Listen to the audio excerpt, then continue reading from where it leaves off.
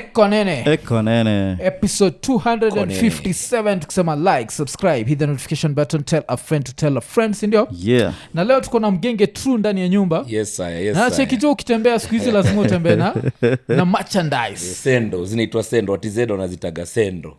Sendo za mgenge true. Okay, alafu na cheki jo ni quality moja kali sana. Comfortable, fit sana, yani kutravel nayo nini.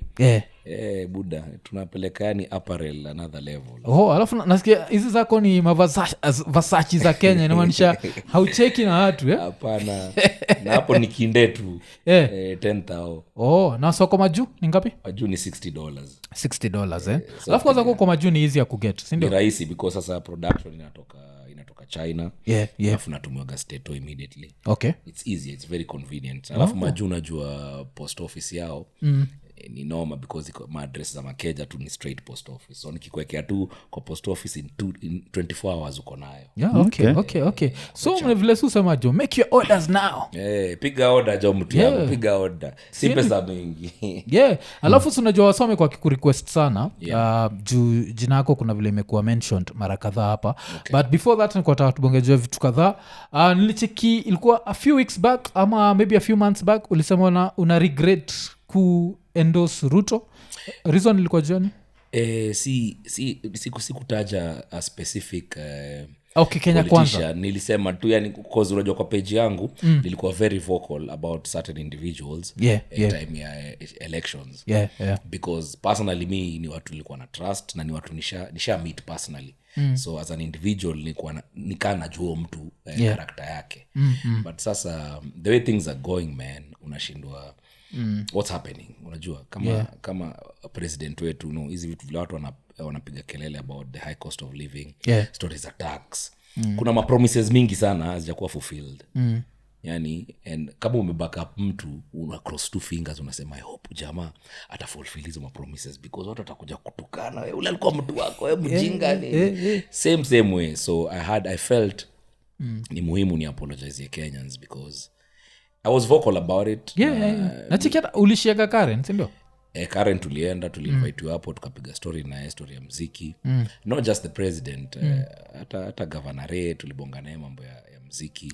Yo meeting ya Karen hiyo. Asa yeye una separate note. So I know what to expect cause wanajua zile manoma tunapitia kama vijana kama musicians watajaribu yani kumitigate yani vijana waingie kwa mboka.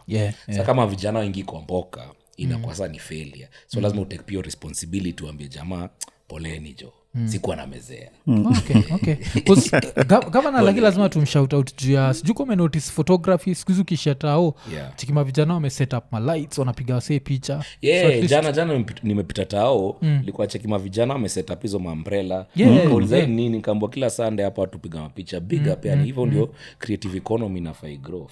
Hata weekdays kitembea bado unapata. So you at least kuna kitu moja hapo imework. But so vijana wakomboka hiyo ndio tunauliza nataka vijana wakomboka. Watu wapotengeza chapa. Vijana wakomboka wende ku ground.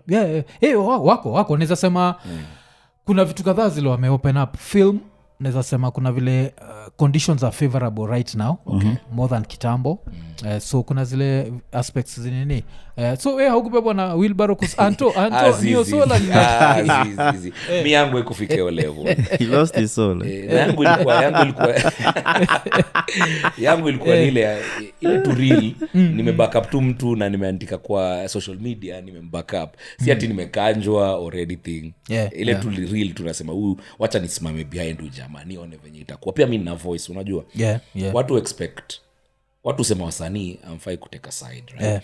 Which is fair. But also pia si tuko na democratic right ya kuvote na kuparticipate. Tuweza fanya blunder na kufanya blunder sema pole readjust. Ndio usiingie kimya sasa tunyamaze. Mimi nisha apologize so that wa Kenya wangu walini forgive. Au nipiga mangoto jao ni tusi jo. Lakini niambia ni sawa buda. Next time usituangushe. So it's okay, it's all good. But nini tulikuwa na Big Ted hapa na alikuwa anasema good things ziko on the way. So wacha tungoje jo. Still sami bado hapo ndio niko because nasema na cross two fingers like whatever strategy they have for this country ita work. Because tuko na 3 years to go, right? I hope yani na cross fingers i work. Ndio watu wanatupasha kidogo waseme imewaka, unaelewa?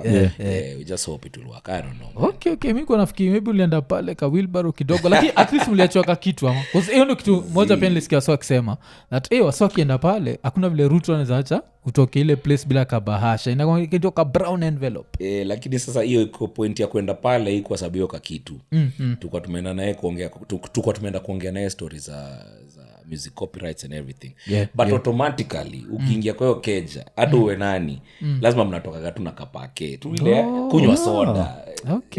Hata ukaenda leo kunywa soda, hiyo ni lazima, yani tusidanganyane. Sasa tungoje ni 2027 niko nene ka brown envelope, sababu huwezi kuacha dry pia, huwezi enda tu pale alafu utoke dry aje na yeye ndio sauce, lazima acheka kitu. Kuzungua chiki kuna time msame share picha za nini za pasta fulani, I don't think hata ni msali share, ilikuwa tu like the state house photographer, ampigo pasta ameingia akakuwa welcome to nani anaitwa na first lady, by time anatoka sana chikika brown envelope ni sadaka hiyo pake lazima alafu nini nilicheki pia ulibaki publicly announce umejitoa MCSK. Reason ilikuwa nini? MCSK buda, hiyo vita tumepigana for so long yani, and naweza like hiyo story kwa told kama unaweza interview, kama siku moja unaweza kalisha hapa tu ama jamaa kina Morris au madirector anyone. Morris bado yuko haya kujitoa? Morris saizi ni director, I think ni director, si director, ni CEO wa camp Kenya Association of Music Producers. Buda, hiyo vita tumepigana for so long. Mkatangu Poxy Pressure yeye ndo aliniingiza kwa hiyo story. Vitu hazijai change, so the reason vitu hazijai change tulikuja kurealize kitu ni cartel buda. Na si cartel ya musicians, ni cartel ina stretch mpaka kwa gava. Kuna very many interests because hii ni chapa ina collectiwa ya muziki up to 1 billion. Chapa collectiwa fiti manze, tuna potential ya collect 1 billion in a year. Mali 1 billion na collectiwa in a year buda, unajua interest itakuwa kibao. So things will never work. There's a system of MCSK is being built to be, or it has been set up to be like a circle ya members, alafu wa members waga, kuna wengine ni ghost members waleto hapo na parents na family zao, so every time distribution is being done kila mtu anatengeza kapake katao mbili tao tatu. That's why anafanya ile kitu inaitwa general distribution. But ideally buda distribution inafaa kuwa scientific. Nani anachezwa kwa radio, nani anachezwa kwa matri, lipa hao watu. When Morris was there alifanyaga scientific distribution moja, na hiyo ndio I think it was way back in 2012 where mimi kina Jaguar tuli earn 6 figures because muziki ilikuwa inachezwa kwa radio, kuna logs na kuna everything.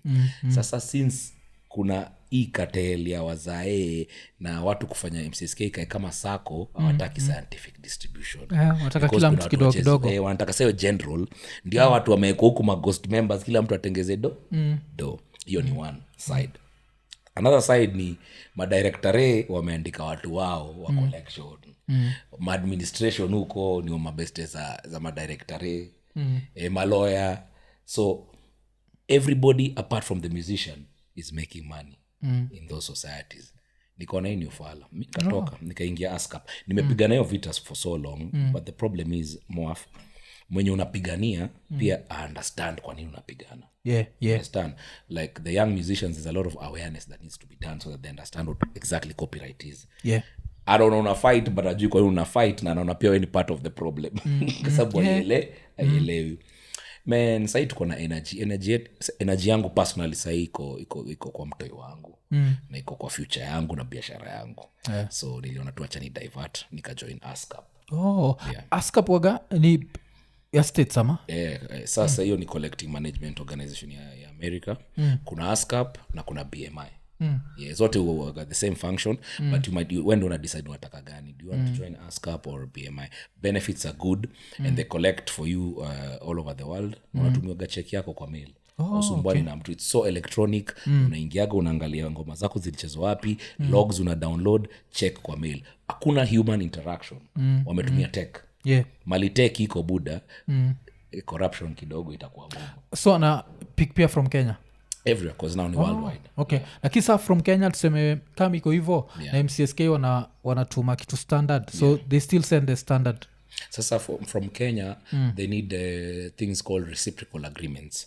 So any agreement between ASCAP na the societies that here in Kenya. As we speak, hizi societies za majuu they don't trust watu kama wa Kenya, so there's no reciprocal agreement that is existing between ASCAP and BMI. So chapa yangu ile inachezwa hapa tu bado iko hanging, lakini hakuna mtu anaweza igusa. MCSK hawezi gusa, ASCAP hawezi gusa, iko hanging. But I can still come get it whenever things are good.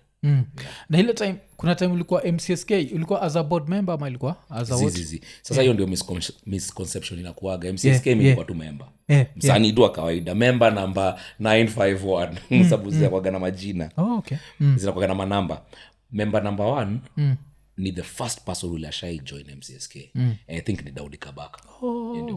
Okay. So zinakuaga hivyo. So ile time uta-join kama MCSK ni watu 15,000, wewe utakuwa member number 15,001. That's how it goes. So me I was a member.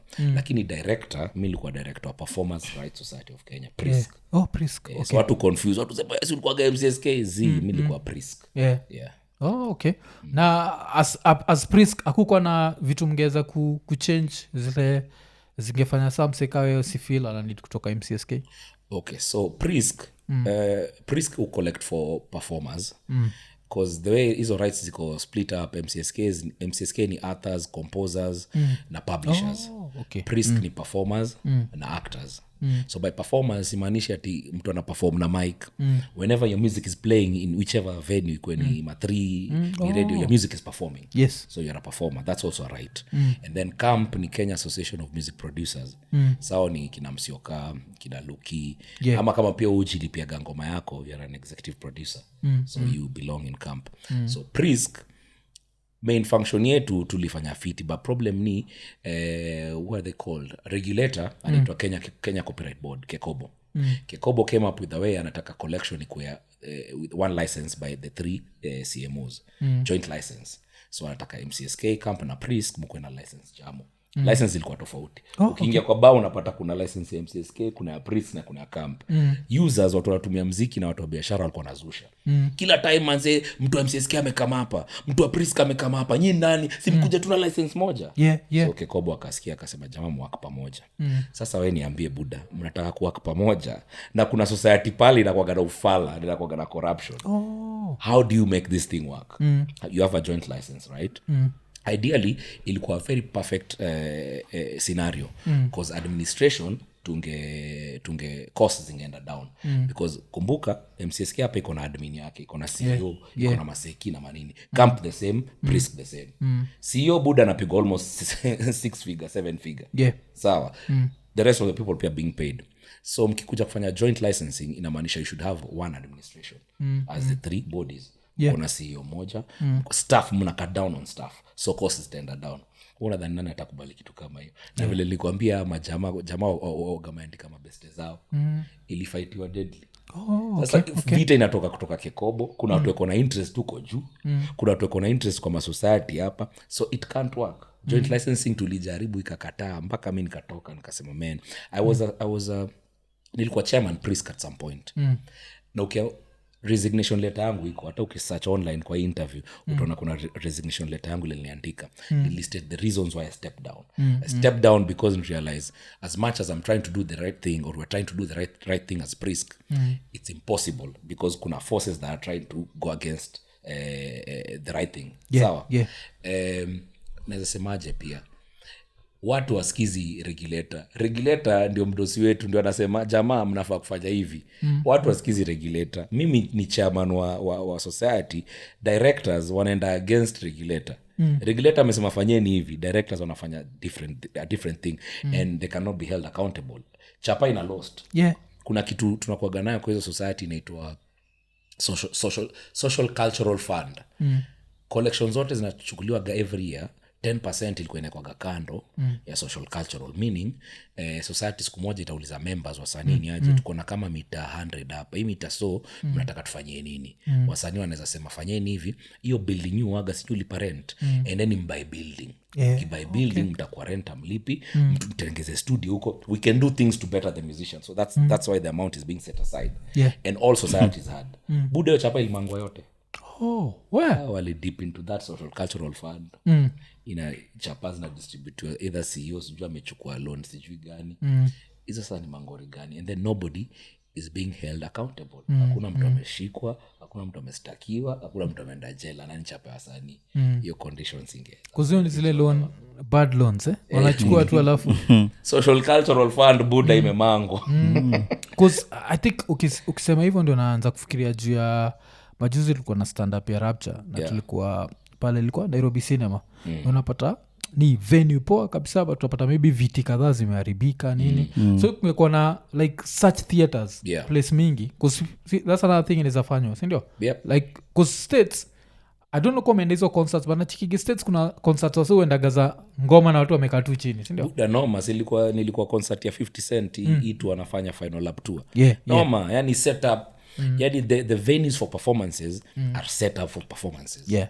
hakuna tizju umepelekwa sijui venue inakaaje. Mnajua hizi venue mtakaa chini ticketing kaa kubai ticket unaingia tu online, venue imechorwa hapo namba ya kiti unabai kiti unataka, kuna kiti ya hapa kama wataka kwa karibu na stage kuna kiti ya $20 kama wataka huko juu kila mtu ata afford lakini sasa kukaribia stage ni mfuko yako okay alafu sasa ukiwa nini Prisk unasema ulikuwa Prisk director nilikuwa director alafu nikakuwa mpaka chairman so it time ulikuwa una salary.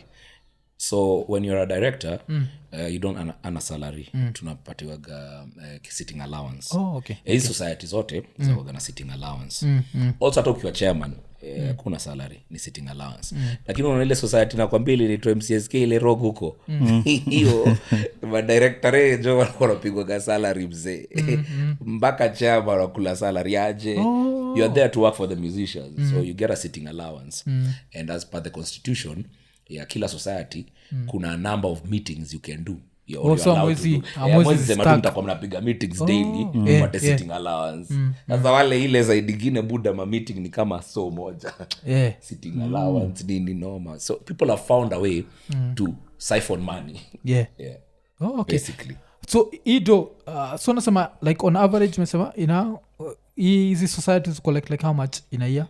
They have a potential of collecting up to 1 billion. Morris almost got to that. Morris, I think, are collecting up to 900 million. As we speak, saizi ni normal because they can't get to that figure sabu corruption ile imeendelea. So musicians don't trust them.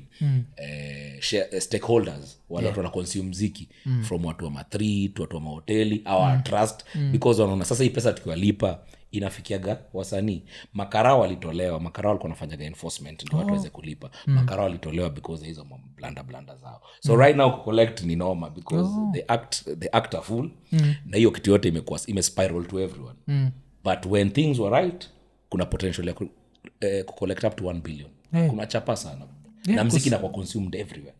Everywhere bro. Na sasa kuna kuwa na conflict na hizi digital ma DSPs? Hakuna conflict yote because DSPs is a whole different. Kama ni digital tunaongea juu ya makampuni gani kama akina Boomplay, apart from Boomplay, Spotify, Apple Music. Hizo zinakuwa direct engagement na artist. Na the artist Hizo is not about royalties. Hizo ni ngoma yako either it's a download being sold or it's being streamed. So that's a direct relationship between those platforms and the artist. You don't need nobody to go collect that money for you. Yeah. No, na feel hizo ndio zimefanya the new artist hawajali juu ya MCSK cause na kama juzi vile results zilitokea ilikuwa like wakardinali most streamed on Spotify. So maybe is that the reason why maybe our new school artists wako zileza mi sijali juu MCSK? But I don't know, siwezi sema I don't know, I wouldn't know, but if that's the reason then hiyo ni reason ya kifala buda. Mwaga nauliza hizo streams how much do they translate to in the pocket? Umetengeza how much? Uliona Snoop akiwika juu ya Spotify amekuwa na billion streams na uni Snoop Dogg a billion streams amepigwa pakea ametumia cheki 45k what? So when niambie locally sawa tuko na watu wako na million streams how much money did you make? Buda watu watoe kwanza tujue umetengeza how much then it makes sense. Boss hakuna mtu anaweza fikia royalties. If royalties are paid well mi nishalipo 6 figures buda royalties quarter 1 ingekuwa quarter 2 na 3 because royalties will distribute 3 times a year bro. Watu wakiweza collect chapa vizuri na corruption ishe kwa hii society you make much more money more than easy streaming manze streaming platforms mi siku hizi muweze nimeweka tu ndio mafans wangu wapate access to my music. But I'm working on something on my website this year to roll out so that my fans waweze kupata ngoma yangu directly. Sell ikwe between mimi na hao. Si a middleman. Spotify watu wote they pay cents. Cents. So hata ukitengeza uko na 1 million streams na ni cents. Inakuwa kidogo sana. So uko kwa hype nilipata million streams. But the money. We don't eat hype. Ito haiko. Okay. Kuli hype. Okay. Alafu pia kikam to hizi stories za like ku make sure copyright haiko infringed msana kuaga number 1 ni wewe kabisa. So of course one of the headlines ilikuwa ni last year ama ile ilikuwa ni nini yako na Cynics. I'm gonna need that by Monday. I'm gonna need that by Monday. So hiya Cynics ulionaje? Cause kuna watu kadhaa nilicheki ukena Nonini usemaga na support mavijana ameamua kusiu mtinda brayo. Hii story inaendaje? Ulibalansaje hiyo between the kid and the company?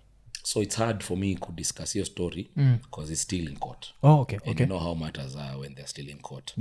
But just a broad overview of copyright, Buddha. Kuna kitu inaitwa sync licensing. So for example unaona isho sasa vile tunabonga hapa. Isho unaweza taka kuwa na bed fulani. Tukishabonga hivi unaweza decide wacha nichukue bed ya ngoma ya jamaa fulani na uiweke. Right? If this show is commercial and it's going to make you money, Buddha. Lazima uende uongeleshe huyo jamaa. Either akupatie by writing akupatie a license akwambia I've authorized you to use the song or a transaction happens. Either umkanje whatever atasema okay mi ngoma mu charge $1,000 or $5,000. Kushamkanja you can use the song. But you cannot take somebody's song and go and sync it with a video that you're marketing another company or a product that you're making money. Ukifanya hivyo ni illegal kama ujongelesha ile jamaa. And that's law, not just Kenyan law, it's law everywhere. So mimi niliona tu ngoma yangu imetumiwa mahali. I'm like sina noma na ngoma, like I like supporting everyone. Watu wa TikTok kuchukua ngoma zangu na wana dance. Wengi na mua support. Because huyo mtu kuna kitu anauza. Actually anajimarket. So ina pressure. But umeshikilia kitu fulani unauza na kampuni kuna chapa ili change hands na huku itisha ruhusa mzee hiyo ni ngori. Hiyo ni ngori. Okay, so before tufike kotini mtu tu amkage tu siku moja na anasema tu tuko kwa mbao wagana kuandikia ni aje Buddha naona kuna ngoma ilitumika hapa manze kunaenda aje mbona ukuitisha sasa unajibu wewe unasema pole manze nilitumia iza shika ipaketu malize story lakini ukijibu na kiburi uniambia sasa Buddha tufanyaje sasa tunaenda the next level inakuwa ni levels tu mtu amkage anajipata kotini because the court always gives you a chance to mitigate your situation kabla mfike mbao. Mkiona mmefika mbao mjue situation ilikuwa forced kufika hapo. So ulibongaga na boy? Of course. Si lawyer lazima atatuma demand letter. Akwambie ni aje kuna ngoma mlitumia hapa. Kwanza take hiyo ngoma down alafu kama tubonge tujue kunaendaje. Sasa venye utareply itadetermine hiyo story mali itaenda. Na nini bajuzi tuko nabonga na Buddha fulani. Iko based Norway.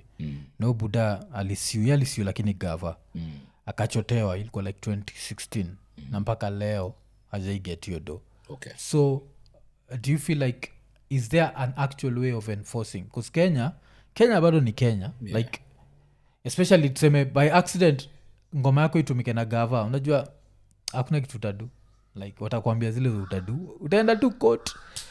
This person has been given this amount of money but actually getting the money. Sasa hiyo ndio ubaya Kenya. Unajua Kenya ni Kenya alafu unaona judiciary yetu sasa hivi ile iko mpaka wanakuwa threatened. But one thing I know is Buddha kama umeshinda kesi na kesi iko hapo hata ukwe frustrated aje kugetio chapa at some point hiyo chapa utaipata because judiciary hata iko frustrated ni gava ya leo ama gava ile itakuwa hiyo time sio gava itatoka kwani kesi yako ilienda wapi iko tu so hata ukiwa frustrated kwa hii government ama whatever government you're in whenever that government will change hands na judiciary will be back to straight you'll always get your money utakuwa frustrated utangojea sana but chapa yako utapata bro. Alafu sasa juu ya copyright pia lazima nikuulize tuseme uko States umelala umeamka asubuhi ngoma yako imetumika like imesampoliwa na Abanton what happens next na hako amekudugia sasa kitu ya kwanza tu ni sita engage directly because you see me as a mali level ya career yangu iko niko na legal team. So legal team yangu ndo handle those issues. So wakiamka waone kitu muwatumia naambia hey mnaonaje hapa. So it's up to the legal team kuamua vile kutaenda. Wata contact huyo mtu either via phone or via letter. So conversation itaanzia hapo. Cause reason nakuuliza ni I think vile ngoma hatu hiyo anaitwa nani? Hatu yame sample bidii yangu. I think juu akiulizwa nikawasema nikaa yeye mwenyewe alisikia kama tayari iko out. Alafu akadecide against whatever kama watu la wacha iende. Wewe unaweza kubali kweli? But unajua hawaja sample I think wameimba tu kwa hiyo beat. Si hata unajua tu wameimba tu kwa hiyo beat. Ni beat tu yenyewe wameimba tu kwa hiyo. Ni kila kitu ni original personally me venye mu work courtesy bro. Common courtesy. It's free. Muda ingia pale DM nishtue ni aje. Nataka kutumia beat yako ya kadhaa. Wacha hiyo conversation iendelee kutoka hapo. Siwezi amka siku moja nichukue beat ya mtu hata beat ya whoever na niimbe nayo bila kumshtua. Hapana, it's immoral man. Common courtesy bwana. Personally mimi nataka courtesy. Nishtue. Sitaki surprise. Okay. Alafu sasa talking of that, hii time ulikuwa na leta na Juna Brayo. Kuna vile Clemo pia kaingilia hii story. Cause sasa Clemo iko under camp, si ndio? I don't know, mimi sijui kama ni member wa camp but as a producer you're supposed to be under camp. Si ndio? So nakumbuka acha ni kuna quote yako moja nilicheki ilikuwa kwa gazeti, ilikuwa ignorance sometimes huwa mbaya. Ngojeni kwanza nimalizane na influencer na the company na nikuje na deal na hii ufala yenyu. Okay. So why? Because yeye mwenyewe si anaweza kuwa like mimi ndio niliproduce ngoma. So mimi ndio nafaa ku get paid. Haina pressure. Hizo noma zote they'll always be solved. Usemaga tunakuaga phone call away. Mwafu si wewe kabla uni interviews umenipigia simu. Sio siku kulichomeka hapa kwa interview fulani uliniambia. Kwa phone call away.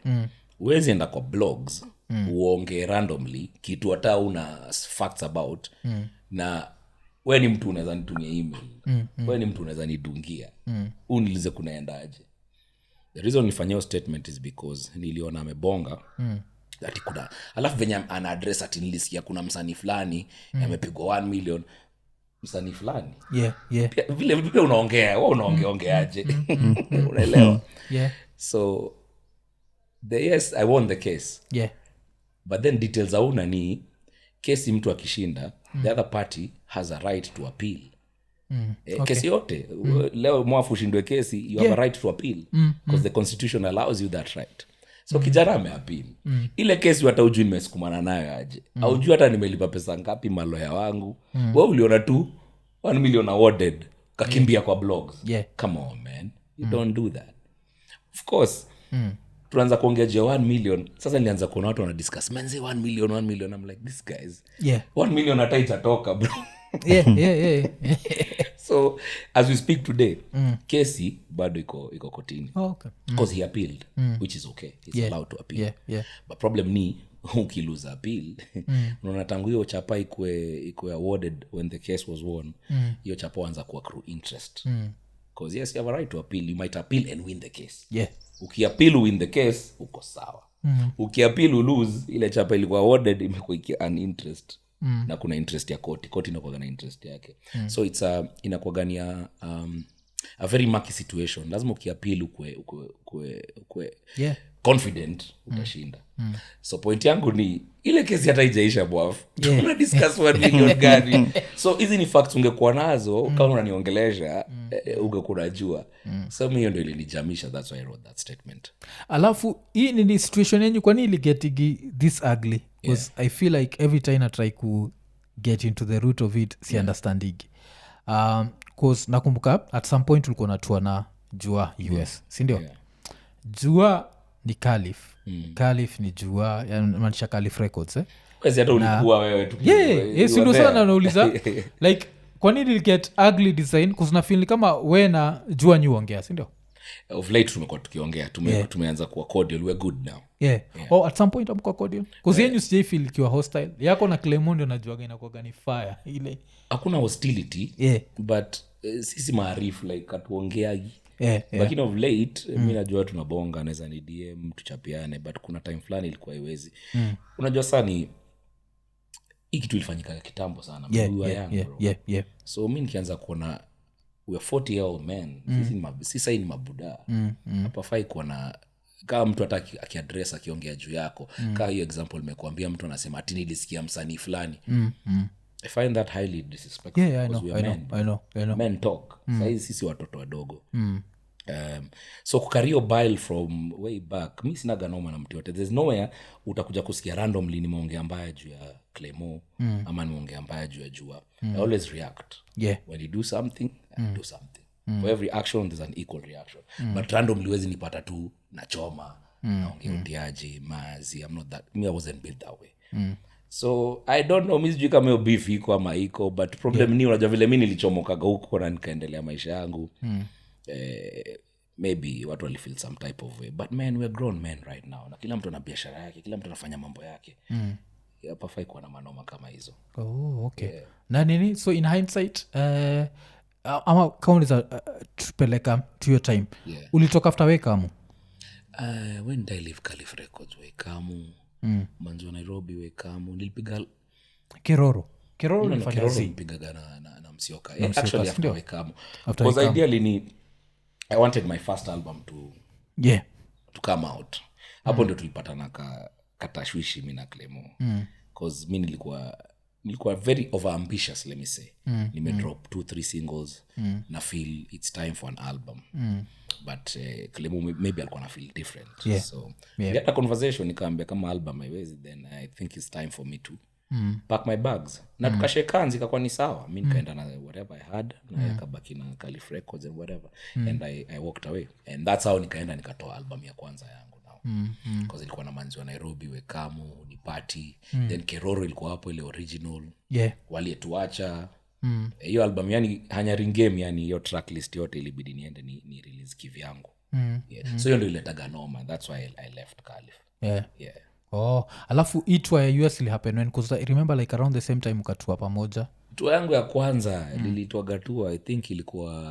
where was it is it 2005 it was my first tour in the US ita mlikuwa najua ama niliambia watu watua siwezi kuja show peke yangu nataka kuja na Jua Kali ati hapana wanaambia budo unajua lazima kuje peke yako ma expense naambia Jua alikuwa unajua Jua alikuwa arifu wangu arifu wangu mbaya so hakuna venye ningemwacha so tour yangu ya first tulitua na yeye tukazunguka states man tulizunguka ma states kibao I think we did like 25-26 states okay mlikuwa miezi ngapi back tulikaa huko karibu 3 months huko ndio pia nilishoot video nimetoka mbali iko na maclips mimi najua ile unashonewa ngepa ile ngepa hizi nikianza kuzishona mimi ilikuwa ni hivyo buda mimi nilikuwa gani mali ndaenda bring my boy with me kwa gani hivyo okay alafu hii time nini this is early 2000s huko ma 2005 huko hiyo 2005 if I'm not wrong hii time kama na do 26 cities how many ama 26 states how many shows are you doing like per yes ndio 26 states ni kila state ni show ilikuwa back to back alafu ilikuwa mnapiga Friday Saturday saa zingine Sunday mnaingia kwa road sasa tour venye imepangwa the tour organizer amepanga route alafu hiyo time manze akukuaga na hizi map GPS ya simu ilikuwa ni actual map watu wa state walikuwa wanashika map hivi unasoma tunaenda Minneapolis ni map alafu unaangalia barabara map akukuwa na hii noma man au nikumbushe tunacheka so wanapanga tour as per route tutaanzia Texas toke Texas twende Houston which is Texas still twende Atlanta wanapanga hiyo route so mkishamaliza hiyo show mnaingia road mnaenda hoteli mnalala mkimaliza hiyo show the next state so inakuwa it was fun man fun okay alafu hiyo time na feel kama touring as a Kenyan artist was easier than now is that true ama ni touring was easier there's this thing unajua time Kenyan music ilikuwa rare na watu wote walikuwa watu wa diaspora walikuwa they were looking forward, wanataka mziki ya Kenya, right? Sasa kuna internet, so mziki is accessible. Hiyo time mziki haikuwa easily accessible. Mziki yetu ya Kenya ma DJ walikuwa nakama hapa, so kama DJ walikuwa kuja Calif Ngazini, tunawachomea CD ya mix, so that was latest Teto. Zikuja Teto wana ban, wana share na mabeste kusikiza kwa moti. That's how music got into this ilingevo area ya US na tukaanza kutua. Okay. I believe right now touring should be easier. Because music is accessible. Ukitoa ngoma leo YouTube, everyone in the world ameipata. Si hatukuwa na hiyo luxury, si kwa lazima hiyo CD itembe. But then again, mali noma imeingia, sasa kuna mafans or people are spoiled for choice. Mziki ni mob. Kuna Kenyan music, kuna bongo, kuna mapiano, kuna Nigerian. Sasa hiyo pia kidogo imeleta tashwishi, ni hard kutua because na hao watu they have options of music. Sisi time yetu manze Kenyan music ilikuwa gold. So the fact that wanapata hii mziki wanashindwa ama jamaa kwanza wanaongea sheng. Sheng kwanza ilikuwa rare kwa mziki. So hiyo kitu ina create buzz, and that's why we were able to tour. Okay. Sasa touring inaweza fanyika, but problem ni wa Nigeria wame take over hiyo area. Mziki zao zinachezwa kwa radio, zinachezwa kwa club, ma DJ pia wana push certain type of music. That time we had DJs specifically pushing our music. Kama unajua anatua ama Nameless anatua, ama DJ wana make ma mix strictly za Nameless, zinazunguka kila mahali. Ilikuwa very intentional. Sasa hizi vitu ziko free fall. DJ mmoja anaamua vile crowd inampeleka. Kama crowd inapenda mapiano, DJ utengezaga mix za mapiano. Hakuna vitu intentional. If things are not intentional, kutua ni ngori. Kutua ni ngori. Jina yako haiko. Kuna wasanii wengi muona hapa Kenya, they're very big or they're big on YouTube. Buda, America kuna mtu anamezea. Na sikusi kupenda kwake. Kama kuna intentional push ya msanii, kutua pale itakuwa hard. Very hard. Alafu pia dynamic ingine imetokea. Hawa tuko Steto, sisi sasa watu wa diaspora, tuna watoi. Sasa kuna another new generation imezaliwa huko, hata ijui mambo ya Kenya, na inasikiza sasa ma Afrobeat na manini. Yani sasa dynamics zimechange sana. Strategy needs to be. Sasa lazima strategy ngori sana ukitaka kutua US or Europe or wherever. Kama uku build brand back in the day, ni crazy, but if your brand was big back in the day, it's easier for you. And if you're new now, you need to work on how to build your brand and push your name out there intentionally. Okay. Na nini, so hii time mko of course umeget hiyo opportunity ya kuishia majuu, kuna ile excitement ukam, si ndio? So inamaanisha pay, si hiyo time you just take any pay ama? Zizi. Okay, tukianza gangoma, mimi nakumbuka tukikaa ngazini, mwafu ulikuwa unakuja unapata tuko na malips zimekauka man. Tunakulaga chipo za msoro. Shows ilikuwa katao, saa zingine hata shows za bure. But as you advance uanze kupiga tu as a Steto buda, hizo tu zilikuwa zinalipa. Unachekeshwa do hivi alafu ni do hujaishika mzee na ni dola. Wewe umetoka kulipwa thao mtaani. Noma. Si ndo nauliza like ilikuwa like pasho ingekuwa dola kangapi hivi? Kuzi ni kitambo. Dola ilikuwa pasho that time. Let me say you were taking about 3,000 minimum. Watu walikuwa 5,000. Lakini minimum 3,000 ikiwa mbaya sana 2,000 show moja. Na hiyo ni back in the day. Ndio unaona juzi nilileta ngori fulani. Tutakuja hapo. Unanipeleka pole pole. Hiyo ni back in the day, hiyo ni 2,000. Buda ulikuwa unapigwa 2,000 ama 3,000 minimum. Hata uja build brand, hata una catalog kubwa. Uko kwanza uko na single 3 mzee. Cause hiyo ni kitu na try ku understand. So tuseme hii siku mko najua. Si ndio? Hii 3K unasema ni nyinyi wote wawili ama hii ni per person? Per person. Yeye anapigwa yake, mimi napigwa yangu. Per person. Na kwani watu wangapi wanakuja kwa kitu kama hiyo na wanacharge? Sasa problem pia depending on how the promoter ameuza show na ile buzz ya msanii analeta, ndio yo angalia mahesabu zake. Can I pay these 2 people? Promoter akiona hizi lipo watu wawili, ni hard sana kwa watu wawili. Achukua mtu mmoja. Ni biashara. So atio swali muuliza nini?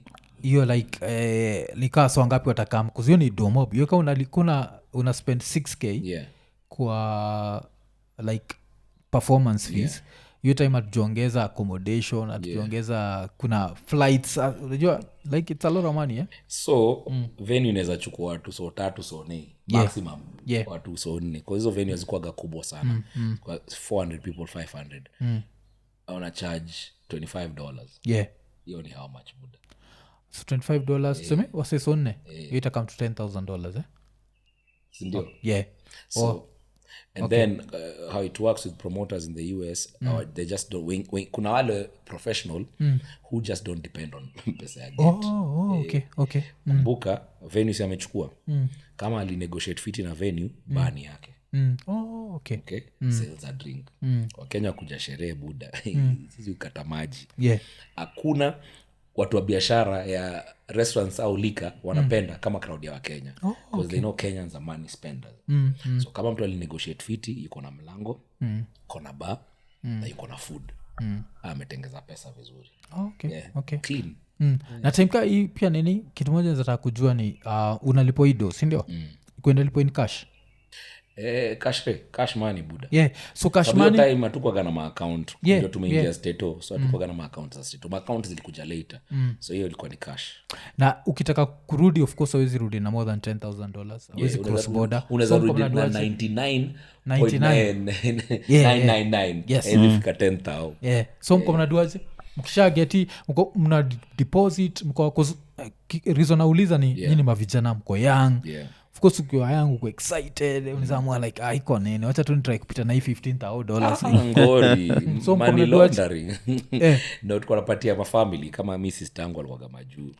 I think pia jua na brother yake majuu ama pia ma best ma promoter unampatia chapa na kushikia yeye atakutumia. So unakuwa na ile uko nayo kwa mfuko up to 10,000. The rest huo jamaa anaweza kutumia ama unaweza patia family ya kutumie. Huwezi kupita nayo chapa yote ni ngori. Kusindo na try imagine kusipio kinyang'anywa uzabaki pale kwa hapo tumelia mbaya. Alafu pia huwezi kutembea na chapa ikiwa broken down into $20 bills. Lazima ikuwe masoso. So ikiwa ma $20 bills itakuwa too much pia. Wewe ni pedi. Watu mkishikwa na hizo wewe ni pedi. Sababu mapedi ndio utembea na chapa broken down. Wewe ni pedi. Kuzo story yako imenikumbusha kuna story wasa matata walitupatia ilikuwa funny. Waliendaga States alafu akakuwa robbed. Wakati niko nacheka na uliza jo as Africans ati kuna kamseka litokea tu na nini wako like you niggas talk funny where are you from? Siko na gari walituanishoka kama hotel wapi Europe ama wale US. I don't remember which state but kuna kamseka litokea tuka black American fulani akachikiwa ameingia kwa motel akawafuata akaona tu ametoa nini hicho. US ni ngori.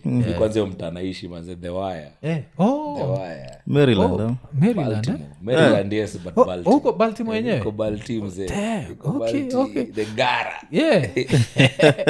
Huko ni mtaani. Kuna side ya Walami, poa inaitwa Baltimore County, fresh. Alafu kuna hii side nyingine manze. Hizo ma flats bado ziko? Ama zilizojaga States au ziangusha? Ziko lakini sasa zinafanywa kitu inaitwa gentrification. Gentrification. So zinaanza kwa zama gentrification hiyo term. So wanaziuza cheaper. Then wanatry kuattract walami. So investor mtu anaibuy alafu anaitengeza makeover. So that hiyo hood ianze kukuwa na watu kidogo. Watu wa hood waanze kusukuma huko kando. Hivyo ndio gava ucheza. Ziko kuna yani ukiingia city kuna very many abandoned houses zimekuwa zile maboard. Lakini hizo area ni high crime areas mzee huko. Kuna area zingine unafaa buda kuna siku nili best yangu. Unajua mimi najua watu wa mtaani. So kuna jamaa wangu wa mtaani anaishi huko West Baltimore. Akaniambia aje Hub ingia hivi. Nilikuwa nampelekea merchandise. Nikampeleka. Sasa nikamwambia boy wangu Mkenya nipeleke hivi West Baltimore. Boy wangu Mkenya akaambia unaenda West Baltimore kufanya nini? Naambia niko na niga wangu huko. Akaambia bro, huko si atuendagi. Nikamwambia twende. Tukaingia mzee. Tukapark gari. Sasa tunapata kwa hizo nikaa ngazini. Unaona vile Calif tulikuwa ngazini. But sasa hizo makeja zao ni za mbao. Tunapata wamekaa kwa ngazi, kuna mavijana pale na vijana pale. Jamaa wangu akaniuliza, utashuka hapa?" Nikamwambia, "Ni boy wangu." Kama mimi sishuki. Mimi nikashuka. Sasa sikujua boy wangu yuko kwa crew gani. Katoi kadogo buda kakanitembea kanakaribia. "Hey yo, what's up? What you doing? What you doing in our hood, man?" Ananikujia aggressively. Nikamwambia, "No, I'm looking for my man." Nikasema jina boy wangu. Akasikia jina, "You're cool, he's up there." Bila kusema jina bro. Ukiwa kujia hawa watu wajui kwanza wewe ni karao. Hawajui kama wewe ni rival gang. Buda wanaweza kuondoa hapo haraka sana. Bila kutaja jina ule jamaa ingekuwa ngori. Jamaa nikaenda nikampatia nikatoka. Sasa nikiona jamaa hapo akaniambia, "Manze, wachikile nda iko pale juu." Na una pick up ya white. Ambia ni mavedi. Ambia ni mavedi. Wanafanya nini? Anaambia hao wanakaga hapa 24 hours wanatuangalia. Kwa sababu hii street ni high crime area, watu au kaa hapo 24/7 wakiangalia watu. Lakini kama kawaida si upiga gabi zetu back door. So jawla ucheza wanapiga back door. Very interesting though. So mpenda kutaka kujua hizo maculture because hiyo nikumbusha mtaani, hiyo nikumbusha Kanairo. It's the same thing. Lakini sasa ni maju. Lakini sasa kuna area pia za kipunk, kuna area za kibabi, kuna malavi, kuna hizo area zote. Okay. So sasa basi tukuje kwa hii history ya pay Madaraka Festival because one of the things ni nakumbuka hata nikifikiria jua Madaraka Festival ya 2023 nakumbuka kuna moja uliattend.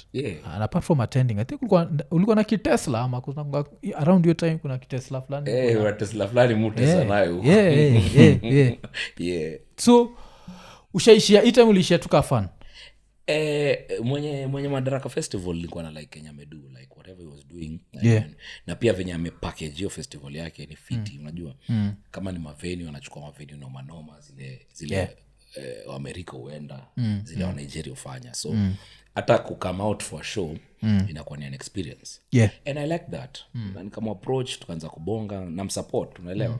Cause ni rare sana kuona promoter wa US amego all out like that. Hao wengine wanapigaga na si ati na throwing shade weko poa cause ni mfuko yao. So mfuko yao inaala kufanya tu show tudogo. But tu jamaa kuna ujanja amefanya, yuko na mfuko fulani big na mwala kufanya show hiyo level. So that's commendable. So that's why nilienda hiyo show because I think kuna boy wangu anafanyaga mashow Maryland anaitwa Piwizi. Alikuwa na host show ya Sauti Soul. And that's why I pulled up. Pull up kushow kwanza support kwa Sauti Soul na kupull up kushow support kwa jamaa because ni show normal. So that's why natukabonga na kwa jamaa mkul. That's how mimi na yetu tulianza ku involved. Sasa ni Javan. Alafu sasa hii offer ikakuja sasa ni ya 2024. So see from here kubonga na nini siku moja alimtumiaga tu DM akaniambia I would like your bill for my next Madaraka Festival. Nikamwambia cool man, I'm humble bro. Let me know next time when you're planning the show. Akaniambia sawa, tutabonga. So tukua iongea tena for a minute. Shows kafanyika. Tulikuwa cool. Then one day akaniandikia niaje, I'm going to send you an offer letter. Then tuone kama tafanya Madaraka Festival ya 2024. Niko down buda. So I didn't expect. Me hata acha nikwambie like in my mind kama najua offer letter inakam there's a minimum I know that yani kuna chapa fulani najua yezi kuwa najua tunaweza kosa najua chapa here and there we can negotiate. But si kwa imagine offer letter inaweza kama hiyo design. So when it came nikasoma nikasema okay. Kajiambia maybe ujamaa maybe ajui mimi nani so amesahau zero ni zero kwa nene kidogo muda kidogo ichapa haiwezi mzee hebu check labda umefanya kitu blanda. Akaniuliza kwani ulikuwa kutaka nini? Of course nikamwambia okay kama unanipatia 10 cities of course na consider kuna ile chapa charge if you give me 10 cities I'll give you a discount right. So nikampatia offer yangu akaniambia offer yako haiwezi kisa vile pia aliniambia akuniambia aliniambia design iliniacha nikifeel kidogo some type of way. Aliniambia nimebonga na watu wangu na kuna video kidogo anasema brand yako hiyo ndio value ya brand yako, so I don't think hiyo value wewe umetupatia inaweza, so according to my team value yako ndio hiyo.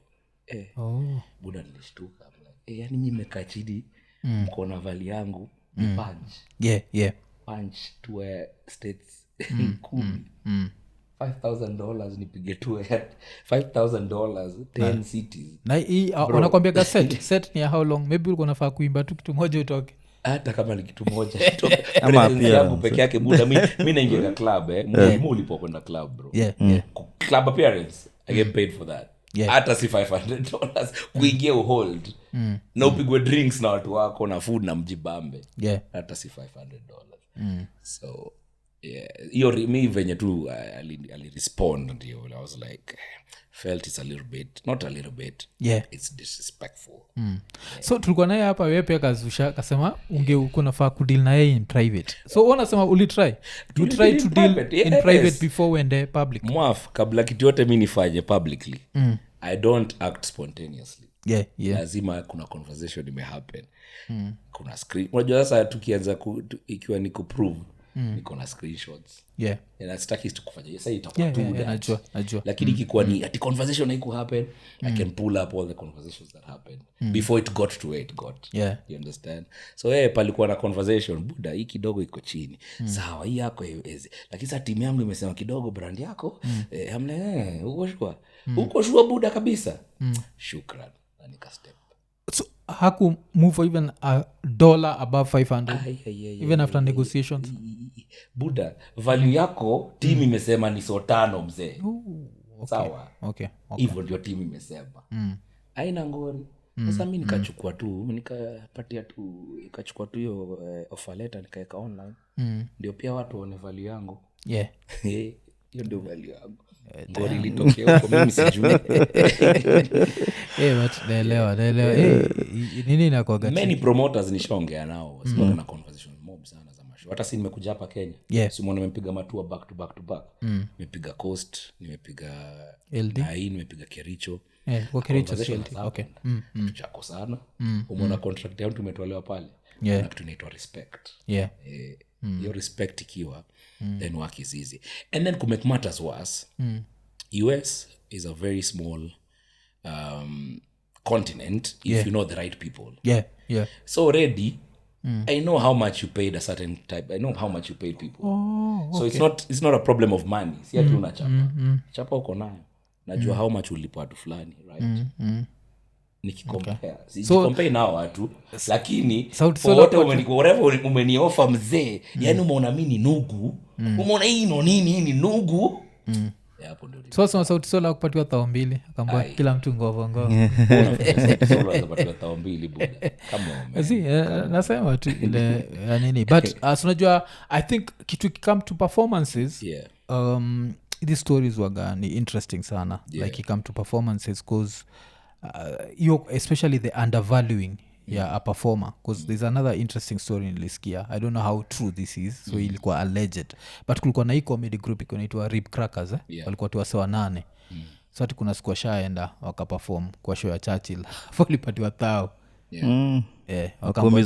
Wakaambwa we pay per act not per head. So walipatiwa 1,000. Group yote ikadungwa stick. Ati kila mtu alienda tu pale uko na ngovu nikupatia 130. Ni wizi wa mabavu. So na understand Kenya kuna vile art, kuna respect fulani art haipatagi. But more you determine your value.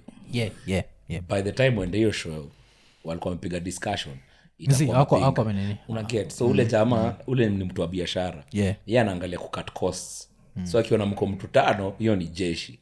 Hata kupiga stick. But ule amua value yako ni nini? You determine your value, bro. Ikiatu nimemake you don't determine value yake. You determine your value. It's that important, man. Okay. Alafu sasa still talking of nini controversy zako, another controversy of course ilikuwa Bobby Mapesa. Mbona controversy hizo nikuta mzee mwaga? I was just chilling. But ila release ile ilikuwa classic. That's a classic song. Akunga sisi tulikuwa Ghetto Radio time. Ilikuwa ikosi kwa playlist ya Breakfast. Mtoto mzuri, the remix ilikuwa ngoma kali sana. So ilikam aje ikafika this ugly level ile pia mnamalizia na online, because pia niko sure because this is what Bobby alisema. Alisema mlidungoma alafu amkusign, ilikuwa ni split sheet. Alafu vile amkusign split sheet ikakuwa ngoma ikaanza kuhit. Hiyo time ndiko oh shit, we didn't do the business side of this song. Let me reach out to Nini. Akasema I think maybe the first time alikudungia ulipick call. Ukamuuliza nini na happen. Akasema ni aje buda tujasign in split sheet. Alafu afterwards you never received this call, you never replied any of his SMSs, and what Sonia ka feel like some type of way about it. So where your recollection? I niliwatch your interview. I watched it very well. Na hiyo split sheets manze, hiyo sidhani nilisikia sana, but let me tackle it. one mi sinaga beef yote na mtu yote mwaga nimenyamaza kwanza nikisikia mtu akiongea sinaga time niko busy buda niko mayolo buda tunatengeza chapasi huko ni tuna work by the hour so my time is very very valuable but leo let me give you a little bit of my time sababu niko kwa IKONINI podcast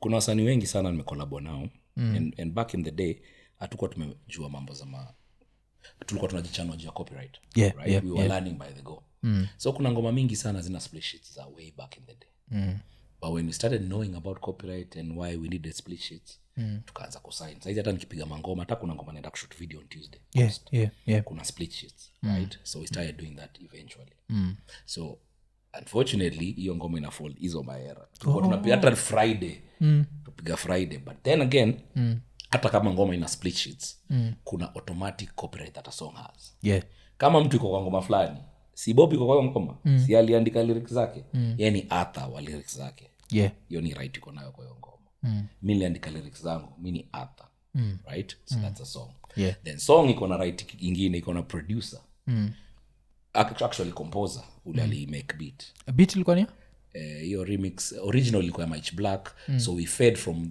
the original ndio tukatengeza remix ukisikiza original sounds almost like the remix but remix iliongeza a few elements na Jesse wa Ketable okay right so he's the composer hiyo ni right pick hapo kwa hiyo ngoma mwenye analipia ngoma sasa wewe unakuwa mwenyewe wewe unaitwa executive producer ama anaitwa executive producer na pia anaweza kuwa publisher if it's a company okay na pia yeye ndio anakuwa owner of the sound recording in most cases huo jamaa wagani jamaa mmoja ama in other cases wagani jamaa different so unapata in terms of record label kama record label ndio lipia project ya mtu record label becomes the publisher but kama mtu yuko under record label ni individual that individual becomes the publisher so in this instant hiyo ngoma mimi ndio owner of the sound recording mimi ni author pia tu kama yeye vile aliandika ngoma na mimi ndi publisher kwa hiyo ngoma because mimi ndio responsible ku make sure hiyo ngoma imehit imeweka budget ya marketing and everything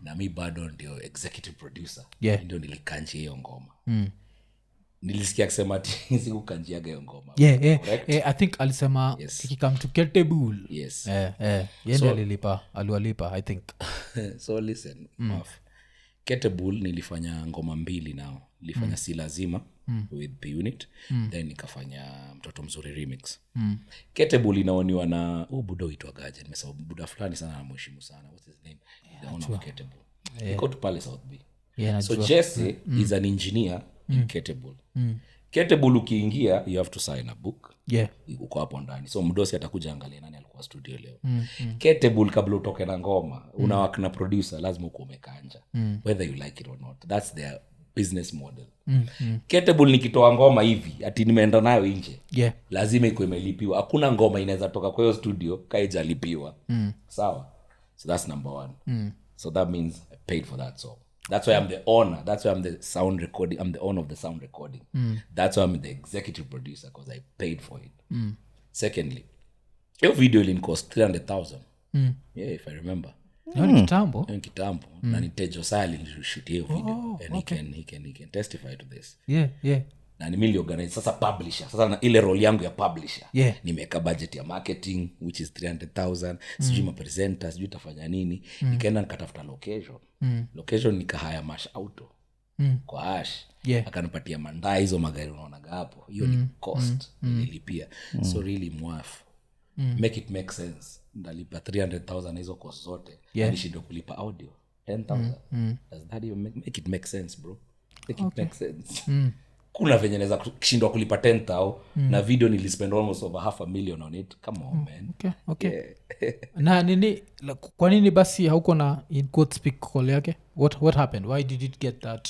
level ya like man, I'm not picking your call we are not talking happen bro I think your time vitu mob because zinafanyika jo so ukitaka kunipata unaweza nipata bro kama wewe ni best yangu uwe nameless uwe nani anyone ukitaka kunipata utanipata ukinipigia simu nikose kupick leo si utanipigia tena na tena utanitumia message secondly kama unasema ngoma haujaipata kitu yote kwa copyright, unasikiza rights nimesema ngoma iko huko MCSK, iko registered under MCSK, Prisk na Camp. Right yako iko hapo Camp na Prisk. Mimi right yangu ni kujicollectia my share. So wewe ukienda Camp na Prisk waangalia ngoma gani mtoto mzuri, wewe ni nini Arthur, your share is there because how royalties are paid out. Ngoma yote hata Kekobo akichukua kuna kitu inaitwaga and they have a system online ilianza juzi though, but hata kama hiyo system ilianza juzi, it's what is the law of copyright. Ngoma royalties zikilipwa au angalia ngoma ni Nonini featuring Bobby, so wanajua Bobby also has a right there. Mtoto mzuri then wanaangalia who's the publisher. Mimi niko hapo MCSK as the publisher. Who's the composer? Tuko hapo si wote wawili as the composer. Who's the owner of the sound recording? Who's the producer? Camp na Prisk. So right hizo ngoma zile zangu mimi nalipwa. So MCSK kilipa royalties, they hold ile chapa ya ule mtu mwingine. They never pay out each chapa right ingine to the other person. Because MCSK inaweza suiwa na all those. So any ngoma hata kama ni Friday, mimi nikilipa royalties za Friday, jua kuna chapa imekuwa withheld ya Nameless. As a composer of that song, as a author of that song, cause aliandika lyrics zake. But yes, labda kama yeye ndio owner of the sound recording pia. So hakuna vile unasema hujailipwa royalties. It's not my responsibility to pay you. Endo kwa MCSK utalipwa. And it's not my responsibility kukuchanua juu ya copyright. Pia jichanue man, soma man kiasi bro. Na nini so hizo kolaboka hizo zikuaga na zile za I'm paying you a fee for featuring on the song, ile like niaje hiyo time ma collabo zetu zilikuwa best. For example hiyo collabo ya mtoto mzuri it would never had happened if it wasn't for nilikuwa na manager alikuwa aitwa Toll squeeze yuko Texas ana kampuni yake inaitwa Genge Entertainment. Tunakumbuka Toll at that particular time alikuwa na manage Bags. So Toll alikuwa kamkali faniambia abo kuna haja mwaito Bags manze naweza like kuimbe nao. So Toll used to constantly ananisumbua. So siku moja nikasikiza Toll nikamwambia nani hawa? Twende studio. Sawa, ile mtoto mzuri nilifanyaga original naweza mpatia tupige remix. So that's how it hakuna tinkasi tulikuwa maarifu mahali. Toll ndo alifanya hiyo remix ifanyike because yeye ndo alikuwa na manage na alikuwa na need kuride hype yangu kidogo ni wasukume. I was okay, I'm cool with it because walikuwa kali man. Bags walikuwa deadly. Kwa nasikia anasema damn jamani wa deadly. So if I can offer my hype because pia hiyo time mimi nilikuwa wekamu huko nimepick manze kameenda. So hiyo combination ilikuwa deadly. Without Toll mtoto mzuri remix ingefanyika because original already ilikuwa na original tulikuwa tushatua tukaona venye imependwa. Tukasema okay, if we do a remix and we have put Bobby hapo ndani itamfungulia njia. So ikishakufungulia njia after hapo what you do with it is up to you.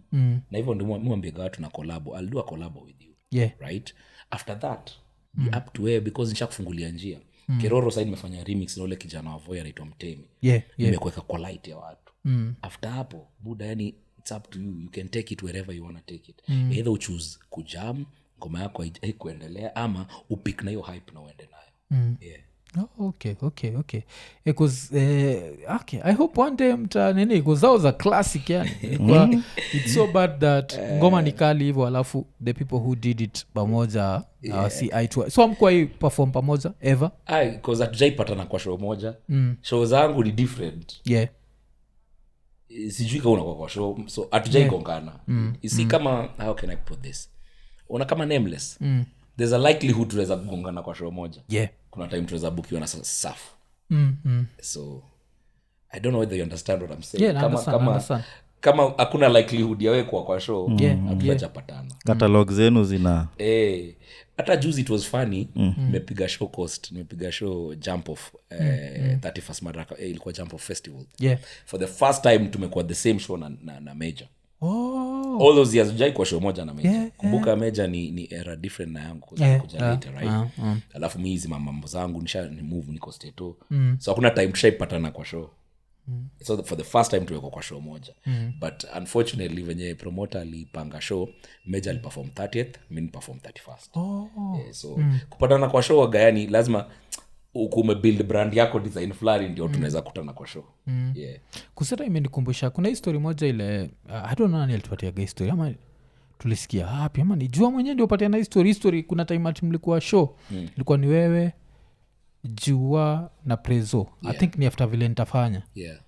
but juu ako anajulikana by time aliambiwa abaki backstage ama aliambiwa President alipatia na hiyo story na alipatia na CTA na ni story ya ukweli ilikuwa chaguo la teenies so mimi nimepick wekamu nini huko brand yangu inajulikana but again bado niko kwa ile story ya mwafu nilikwambia ilikuwa boy wangu siwezi mwacha nyuma tunaenda tukienda so Prezo alikuwa na hiyo hype yake hiyo unajua CMB and inside walikuwa hataki kukanja juu alikuwa hataka kanja mimi na kanje Prezo mimi nikasema zae sasa Prezo akaniita kama nonzi tufanyaje si hii pesa yetu basi watatukanja si tugawie jua nikamwambia pia ana right kukanjwa kama sisi na kama akanjwa tuperform na hivyo ndio ilikuwa walimkanja sababu wanataka sisi tumkanje kwa nini na yeye ni part of the show na aliperform na hiyo time iko na ngoma zake ashaanza kutoa mangoma so I did that and he got paid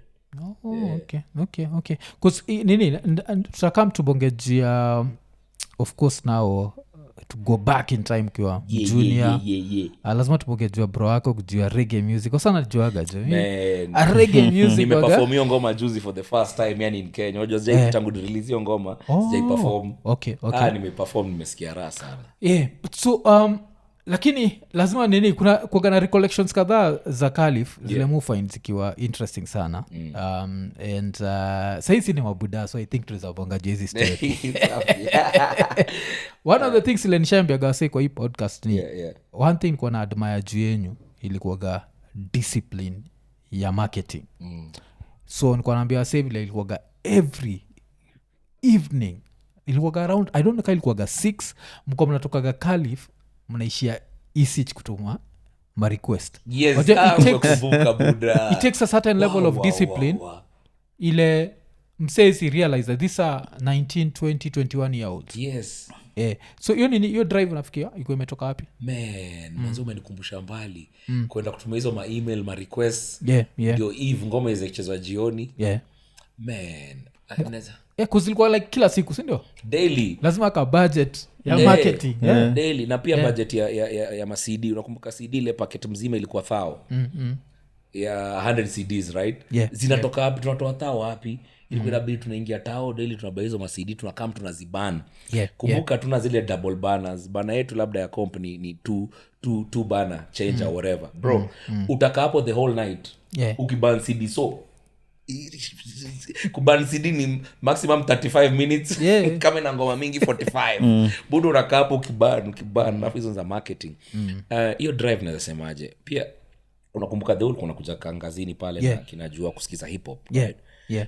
I think hiyo drive ilitoka from the music we were listening to na hiyo lifestyle tulikuwa tunaona watu wa Stato wanaishi because ama jamaa pia walikuwa mahasla unakumbuka they used to sell the music from the boot mtu anaenda platinum kwa boot unaona jamaa tunasoma the source jamaa alienda platinum kwa boot ametoa single anauzia watu mtaani tuna copy paste the same thing the same discipline wale kile wanafanya si tunaifanya mtaani sasa hiyo mambo ya ma CD na mama 3 wale si Stato watu walikuwa na magari zao wana ma 3 wanazipaint wanaenda pack mahali wanauza si ma 3 zetu ni hizo number 4 number 9 distribute that stuff nakumbuka kina Mob Deep man hata hiyo walikuwa 19 alikuwa 1920 mtu anaenda platinum wanajua biashara yani hata kabla saini na label already yuko na business sense na ni mtoi alijuaje hizi vitu na kuna mtu alimfundisha Hood ndio alimfundisha man so that's where we got our drive from okay na alafu nini payola mliwai do any form of payola cause majuzi tulikuwa na ilikuwa nani je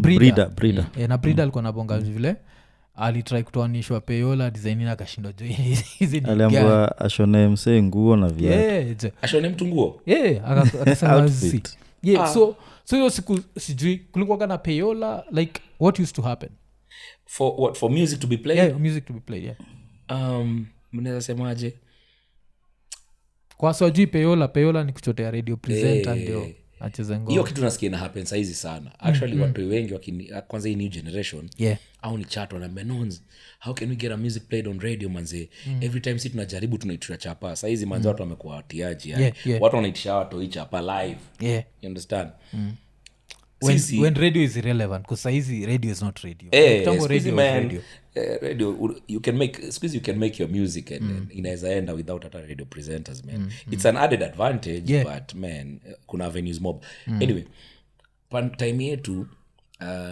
palikuwa na payola but si hatukuwa tunamezea. Okay. So the biggest radio station unakumbuka ilikuwa Kiss, right? Kiss ilikuwa inacheza certain types of music na si tu watujui kuna conversation maybe ilikuwa imeendelea between Kiss na a certain record label, right? Yeah. So that's business. Hiyo time si hatukuwa tunajua kuna biashara kama hiyo inaendelea. Si hatukuwa itishwa do cause tulikuwa wa real na apparently watu walikuwa penda ngoma zetu. Au ma presenter anytime tunapeleka ngoma because tunaimba na Sheng. Presenter kisikia manzi kitu ni mpya ina mbamba anasema hii lazima niiche, anakuwa motivated kuicheza because of vile ngoma ilikuwa. Right? Ngoma iko boring ati sasa hii ndachezaje? Ati buda si mtu chote tucheze hii. Presenters were actually feeling proud kucheza Sheng kwa radio kama Jimmy Gathu. Capital ilikuwa cheza kama Maroc. Anasikia Sheng manzea mtaani anasema hii lazima nicheze. Kina Eve D'Souza, kina Mdhoni Bwika, kina Danolo, hakuna payola iliwatembea. They just loved the music na waliisukuma. So unaweza sema ni pia design hiyo ngoma ilikuwa imeandikwa, yani venye tulikuwa tunaandika muziki ili excite watu na ili excite mpaka ma presenter. So they were big, they walikuwa hata kucheza. But of course hiyo station nyingine payola ilikuwa inatembea, ndio maana si tulikuwa tumeblock huko, hatukuwa tunacheza huko. Tulikuja kugundua later on. But it didn't stop us because all these other radio stations used to play us. So hata kama ile main haichezi. Yo main unamaanisha gani? Kiss. Okay. Kuzunga nani? I think ilikuwa last year kuna vile Shafia likam out akasema kwa time walikuwa nachukaga payola. So I think right now it's walikuwa wanachukua. So si hatukuwa ilipa mtu yote, yani fortunately watu walikuwa real, watu walikuwa true. Okay. Alafu another strategy mlikuwa nayo ilikuwa the Ngodha strategy. Na hii Ngodha strategy naifikiria but wait. Acha hata niondoke payola, nikirudi kwa story ya payola, hatukuwa ikanja but tulikuwa tuna appreciate. Okay. Ngoma ikichezwa kama tuna matisho zetu tunapelekea mtu. Which kama is not kushapelekea mtu chocolates, kushapelekea mtu wine. Hiyo ni marketing. I don't think that's you see wrong as long as mtu aja demand. Aja demand mmempelekea out of your own willing, unaona mpelekeni kitu. Manzi alicheza ngoma yetu mpelekee. Kuzia breeder alikuwa msale wambia like buda kwa nataka leta nguo. Atikio umedemand kitu. Hiyo umedemand, hiyo ni nguo. But can do your favor alafu nini. So niko nataka kusema saizi unajua ni years later the strategy worked, but nataka kujua nani alikama up na hii strategy ya Ngodha. Yangodha hii like msee mmoja akiperform kwa stage tuacha tungodha turusho kwa stage because by then watu wangefikiria but hiyo time ilikuwa futuristic unajua wanna get love Clemo ni noma. Sasa unaangalia kama size cheki. Mimi sasa inaweza ongea juu ya Clemo vizuri sana without feeling some type of way. Clemo ni noma, yani hiyo siku nilikuwa na show. Nilikuwa napata show, I think ilikuwa ni show ya Homeboys. Zile ma end of year zile za huitwaje hiyo show Unplugged. And that's the first show niliperforming na Isa. Isa pia alikuwa kwa hiyo show. Okay. So I think si ndio tulikuwa tunafunga because I had manzi wa Nairobi na Isa pia alikuwa na ngoma yake noma. So Clemo akaniambia hapo hii show lazima uwe studio uwaje. Kama mimi nataka kupanda kwa stage na madem wengi. Yani ku display hiyo manzi wa Nairobi. Akaniambia sawa. But sasa lazima tuende Kikoshi. By Mangodha tuliingia niliwa Kikoshi wanafikiria tulikuwa na Jumia tukabai Mangodha akaambia lazima tutapata pale kwa crowd ukipiga jo mango itakuwa noma sana. Unajua ni thinking unaona MTV, let me tell you ndio Clemo alikuwa genius, right? MTV mamas ama hizi shows zozote unaona Grammys whatever they usually put watu wao pale mbele. If it's gonna show on TV hawana room hiyo kitu ikae vibaya. Hawana room ya crowd ionekane imeboeka. They don't chance that. Wanaweka go to specific kwa kupiga kelele. Ndio ikae show ikae fit. Au akipiga kelele ita reciprocate to watu wengine. So for Clemo kufikiria manze tuchukue mtu tumweke kwa crowd arushe Mangodha ilikuwa epic man. Because hiyo ilikuwa a strategy. So mtu kwa manze Nonini atupe Mangodha kwa stage. But sasa ukiona hata kina 50 wakiperform kuna mtu tu rusha random Mangodha. Don't be lied to. Wana kwa wameka mtu wao. Naonga vile 50 akizusha majuzi ati Drake gets what about me? Mangodha ziko wapi? Ziko wapi? Noma kali. history ya ngodha Yeah. ndio mufil ni kama kuna time tulikuwa na ka tension kati yangu na Khalif. Na story ilikuwa nakumbuka mnasema ati nilikuwa nimesema ati na wachore ya ngoma kitu kaa hiyo. But mimi kile nilikuwa nafikiria ilikuwa imeleta tension ni the first time ya ngodha kurushwa kwa stage. Juu nilikuwa mabeste na nyinyi niamboni aje buda si pia wewe ukiwa pale nikasema je widaje siwezi rusha. So nikafeel ni kama maybe someone took offense with that. Alafu eventually ikakuwa mwaf ni mtiaji nikashindwa cause history ati naandikia ngoma ilitoka wapi cause sikuwa nimeisema kitu kaa hiyo. Mimi hata sijui hiyo story nani alisema. I think I read but in blogs. Nilikata kurusha ngodha hiyo nakumbuka. Hiyo najulikata but I think I read in blogs. Kwa sababu kuna watu walikuwa wanajua at some point tulikuwa tunahanging out pamoja na Khalif. Then story ikatokea ulikuwa unatuandikia ngoma. But man I don't think me ever responded to that. Mimi nilikuwa nasomaga tu but I don't think I ever responded. Nilikuwa nasikiza story because Pulse palikuwa na Pulse unakumbuka. Ilikuwa inaandikaga tu it was a gutter press. Ilikuwa inaandikaga tu fala. But I remember nakumbuka hiyo tension. Alafu vile ulianza ku freestyle.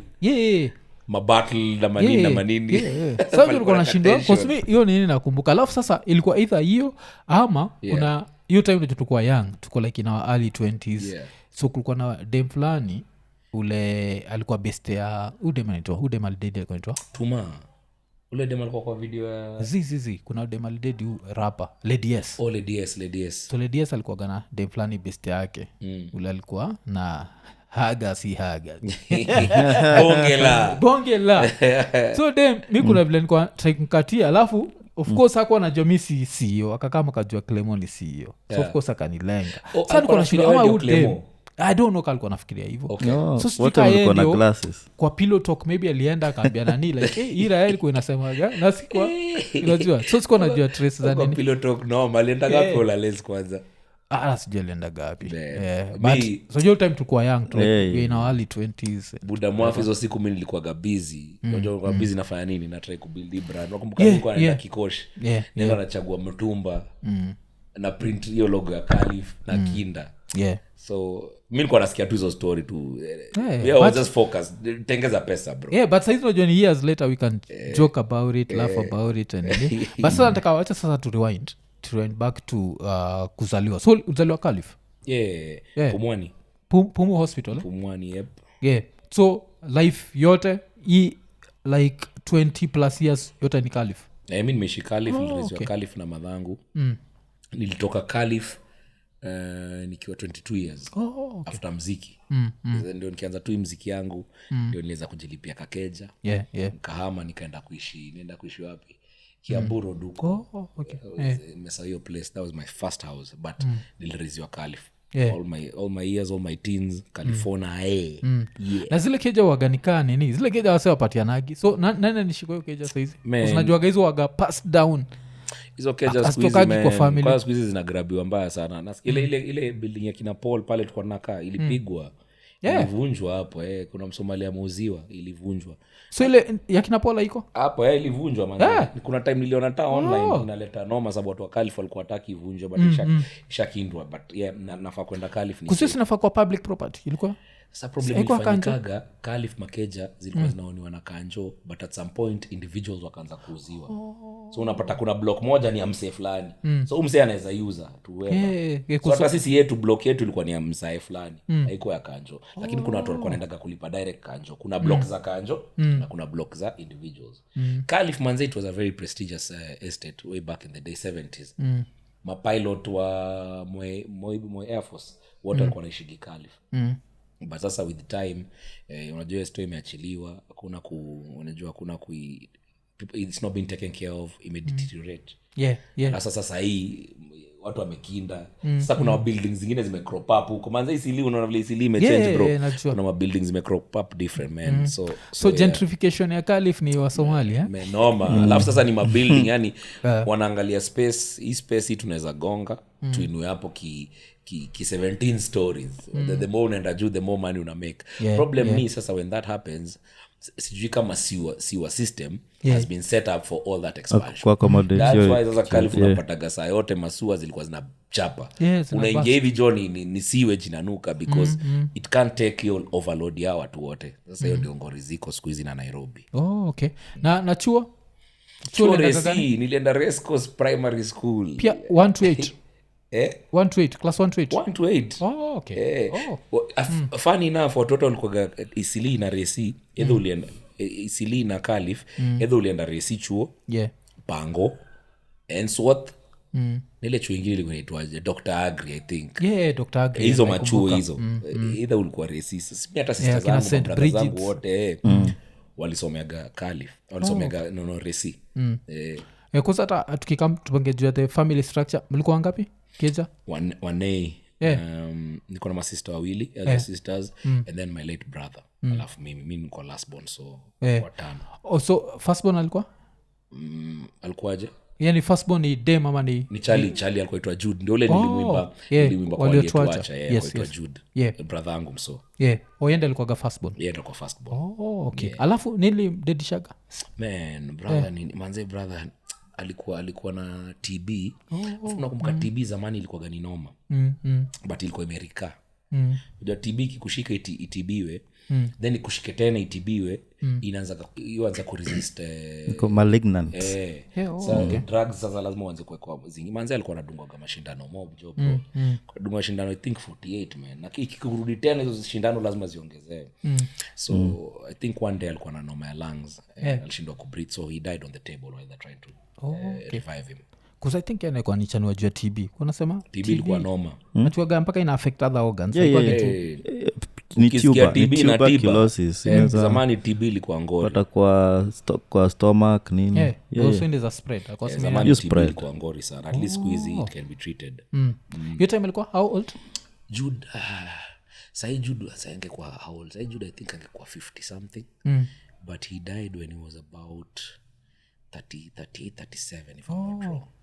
ama 40 alikuwa mzae alikuwa yuko job alikuwa anafanya marshals mimi ndio nilikuwa niko chuo okay kwani hiyo gap yenu ilikuwa big sasa acha nikwambie ngori venye iko mimi ni last born sawa sister yangu ile nafuata tuko na 10 year gap sasa huo sister yangu na sister yangu mwingine na brother yangu hao wote wako wanafuatana hivi close so mimi nadhani mimi nilikuwa love child we are pregnant do we keep it unfortunately they kept it buda ningekuwa singetokelezea kuna kogada hizo I think ilikuwa nani kuna member wa Matata nimesahau ni nani anasema aliishia majuu yuko in his 20s so ameishia majuu akakaa Norway I think like 2-3 years alafu akarudi sasa Nakuru sasa kiwa Nax anadungia madha iko like nimefika uko wapi anza kaambia iko kwa super ati aliingia kwa super hivi yeye iko over 20 plus ampata madha iko na bola ati alishindwa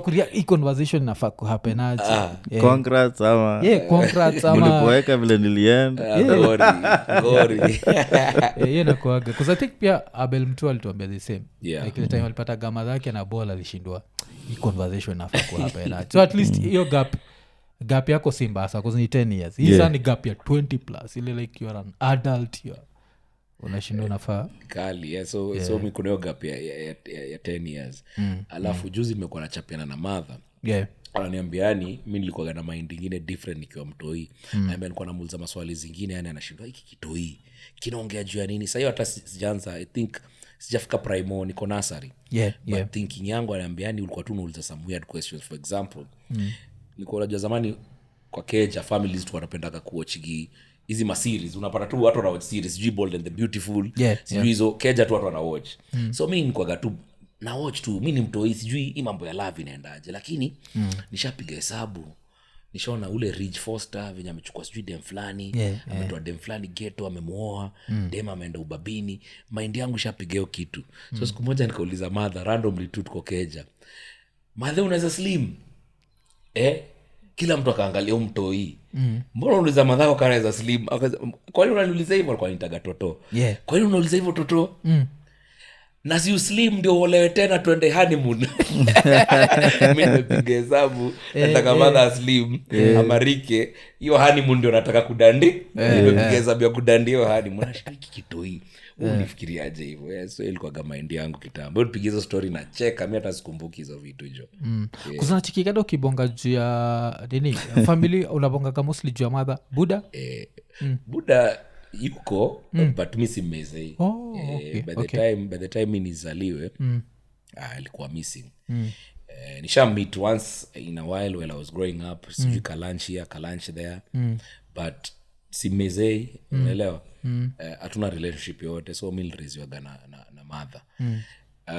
Juzi ndo nimeapproach mother nipigie story, so mother akaniambia, nipigie story because something weird happened.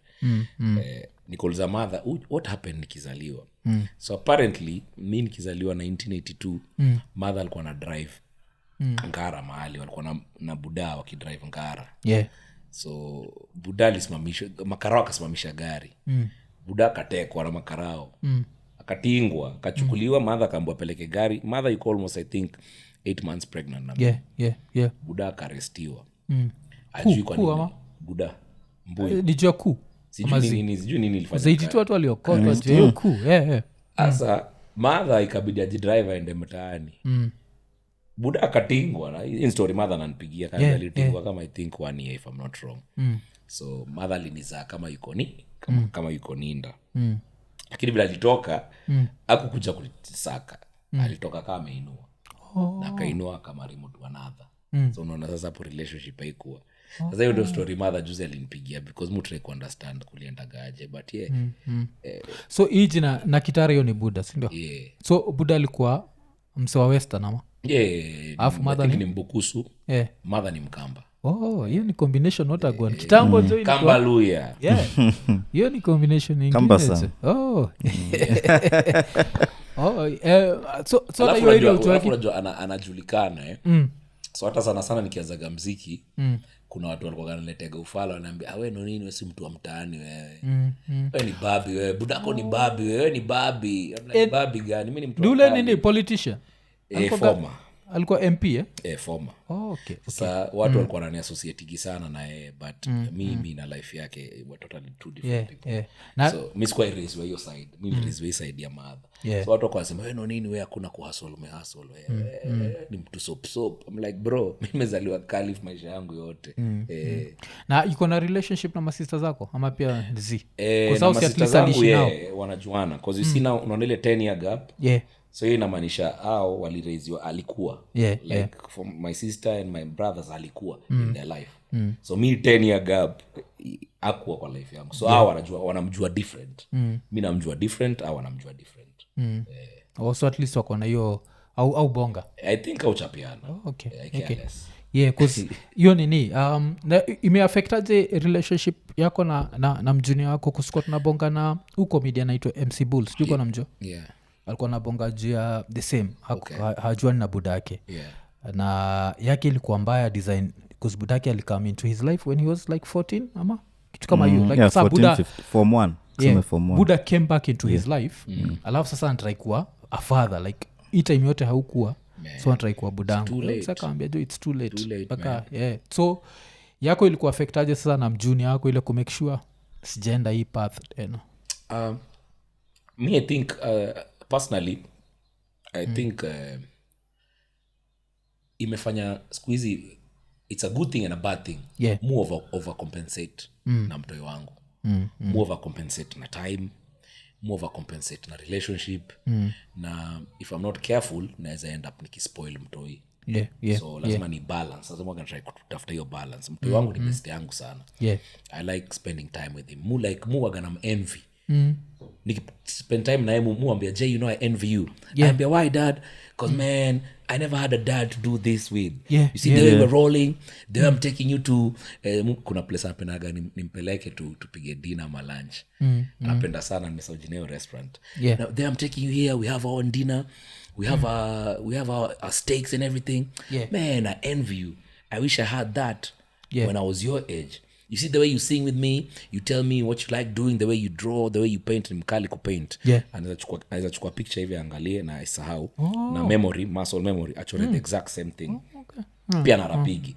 So mwambia man, if I had this when I was young, I would have been a beast. Imagine yani wale mtoi na ndio unaanza kurap. na unaandika alafu kuna budako yuko hapo kando alafu budako ni rapa manzi anakushoigi mziki mumpeleka hata studio saa zingine anaona vile na record kwa so envy but more over compensate because I treat him very well. I try to give him what I didn't get but sasa naweza i overdo kwa vile mtu try to have a balance man usi overdo sana utaspoil mtoi but I feel like for US you need it even more than Kenya because US probability ya mtoi kuwa involved in crime muonaga ni kama haya kushinda hapa noma shule the kind of crowd ana interact nayo kwa sababu sasa unajua America ni noma kama mjuni wangu best friend wake sai chuo ni kijana dem you gotta make sense yeye best friend yake alafu mumuuliza huo ni dem ni Charlie anaambia ni Charlie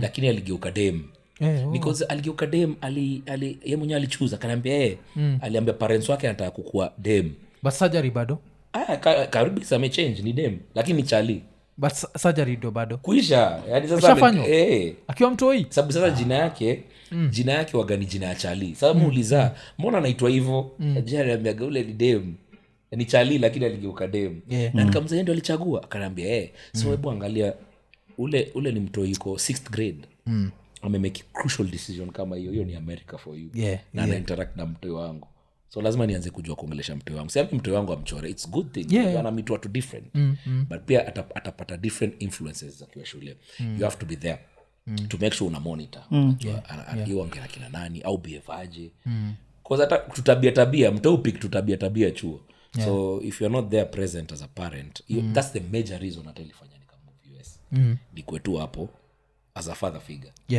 yani ku bring balance kwa life yake cause kuna kwa zile place mtoi jo anaweza amua kuchukua path nyingine alafu na kwa gati wengi wale wako jela ni wale hawana that father figure hawana any exactly high crime na watu wote kwa magang unapata ni mtu alireziwa na single mother mtu noma yani mtu amereziwa na single mother sisi ati I'm throwing any shade but au end up akiwa jo noma yani either atakuwa raised by the street cause fatherhood itakuwa compensated by other things kulikuwa na I think ni msee fulani wa states alitoa reason nyingine sijika ni true ama ni kipumbavu but alikuwa anasemaga feminine energy inakuwaga emotional kiasi a little bit emotional if you are too much so alikuwa anasema that's why mseka huyo akiwa disrespected ata deal na emotions kwanza so, atakushoot real quick anaweza kushoot without thinking because hiyo very true I totally understand but sasa nini tukigo back to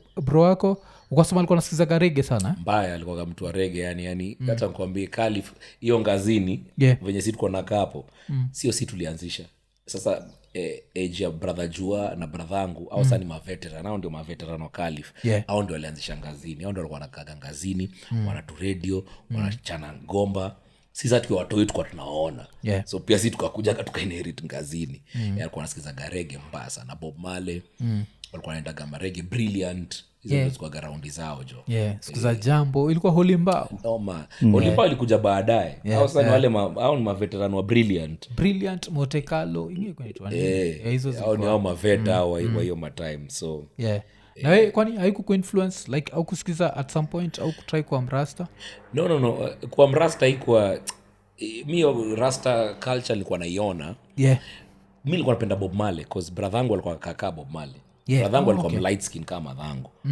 alafu alikuwa body something about him used to look like and then alikuwa na poster kubwa kuna vile umeset hizo poster alikuwa na poster big kwa room yake ameseti za Bob Marley so yeye ndo alifanya hata nikaanza kujua Bob Marley nikaanza kusikiza ngoma zake venye Bob andika muziki so I liked reggae alafu sasa nyinyi ndo ati kina Jimmy Gato akaniintroduce kwa hip hop like zile majamadelic and then nikaanza kuwa meet nyinyi na kina Jua tukisikiza zile matapes za brother yake sasa mimi nikaanza pia kupata influence ya hip hop but already nilikuwa nasikiza reggae hata chuo nilikuwa mtu wa reggae kwanza nilikuwa sikatiagi madem buda nilikuwa mshy man unapatia picha moja ya chuo si tuko wale watu tumeenda chuo high school zile za Ukambani chuo za Ukambani funky ni reggae sasa si tukwadua wale watu wa rege tunapiga makofia sijui aje hatutaki stori za madem watu wa rege madem ni mababi mababi ndio katia madem sasa ilikuwa mse hiyo design na vile rege waga imejeza ma love songs mbaya sijui hata tulikuwa na ufala gani tulikuwa ufala siku hizi rege ni safi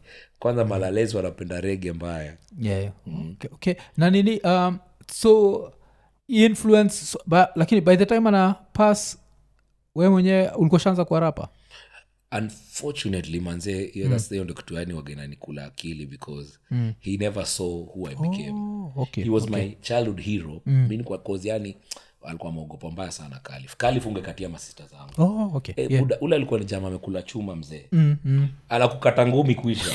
Sasa alikuwa ananichukuaga mother unipigia story alikuwa anapenda gaskets. Unakumbuka 70s watu kwa gaskets zile za mguu nne. Alikuwa aniekeleaga hapa. Starehe hiyo barabara yote ana skate na mimi mother anasikia nikaa anaweza cheese umekelea mtoi hapo una skate na yeye acha alikuwa mdeadly hiyo design so alidedi 97 okay. So ndio ilikuwa naenda kumaliza I think ilikuwa form 3 ndio naenda kumaliza high school because muziki nilianza 2000 so he never really got to see who I became na hiyo ni kama hiyo death ka hiyo kiwa mtoi ilikuwa affected man personally siku hizi mi siangaliagi dead bodies unavile watu enda kuview mtu akidedi siangaliagi mutaka kubaki na image ya mtu ile nilikuwa nayo kabla udae so kabla dedi 97 nilikuwa mother alikuwa amenirusha ocha so nilikuwa niko ocha na yeye I was taking care of him ocha because mother kuna vitu alikuwa anafanya Kalif na masista zangu so one day aliamka nimempikia nini unajua alikuwa muika hizi pika so nilikuwa nampikia na mset food alafu nampatia madawa akatapika man vile alitapika akakuwa guilty because keja nilikuwa nishaisafi akaambia abo manze nikamwambia buda usijali man it's all good itaosha so nikaiosha alikuwa guilty nikamwambia hii ni kitu kidogo nikaosha ni akatulia so nikapigia mother nikamwambia brother skifiti kama kwa moti taxi akakuja mtaani ndo apelekwe OC so hiyo kuja mtaani apelekwe OC si mimi niliachwa ocha because I have to take care of the house ali did that next day so the last image yangu nikimpikia akitapika alafu akiwa sorry that alitapika akachafua keja na mimi namshu usijali mbuda gari tunajua so hiyo ndo last image libaki na so hata sikuenda kumwangalia kwenda kwa coffin nilitaka kubaki tu the last image niko nayo yake ni so hivyo ndio mufanya mi siku hizi mtu akidai mutaka kubaki na last image ile sitakai kuona kama umela yapo kwa hiyo coffin I don't look at that cause ile nini waga hiyo like hiyo image I think nishabongaga juu yake vile mtu shrink hiyo time I don't know vile yo formaldehyde nega mtu ana shrink